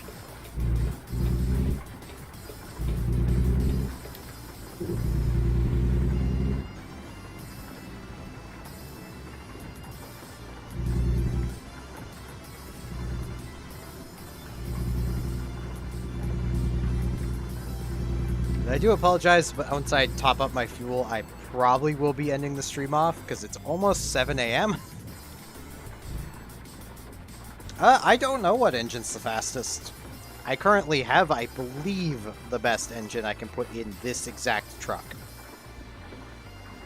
But also there are speed limits, so like, how fast you go really doesn't matter. I think the trucks also have a built-in speed limiter. Which is realistic. They do have built-in speed limiters. Oops. Yeah, it's probably a good idea. Sleep is good. Yeah, it's just been, I've almost been going for 4 hours, and it's almost 7 a.m. So... I should be streaming more often, though. So there might be another stream tomorrow. Probably starting earlier and ending earlier in the night.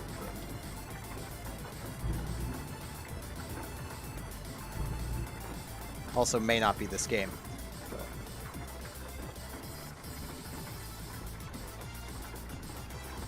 But have a good night. You have a good rest.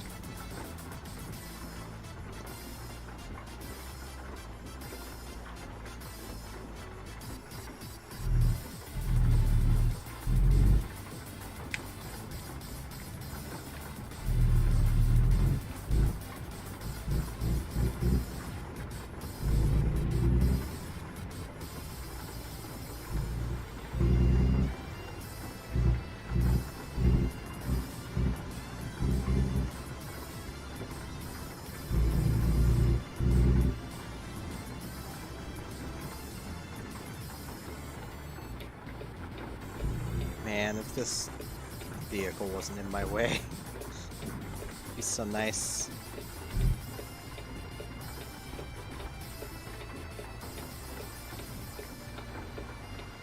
These streetlights are badly timed.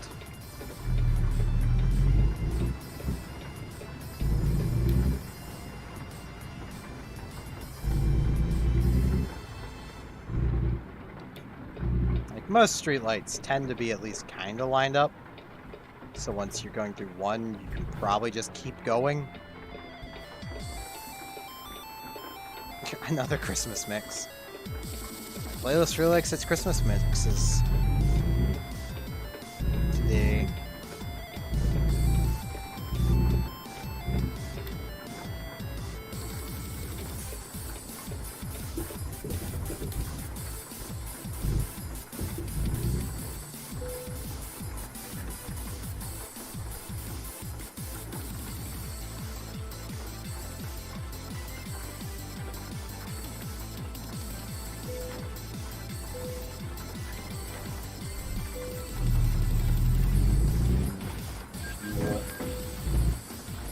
Really?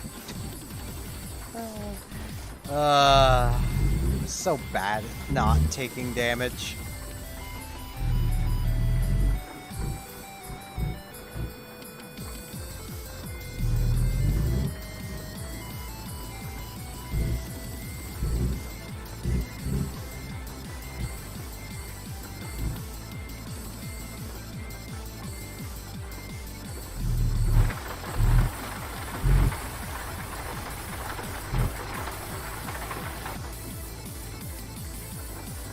Eh, this'll work.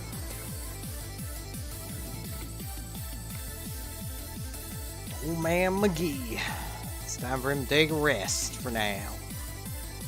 He'll be back to trucking at some point. I'll probably try doing an American Truck stream like just a couple times a week. They're nice, easy streams. I like doing them. I have fun doing them.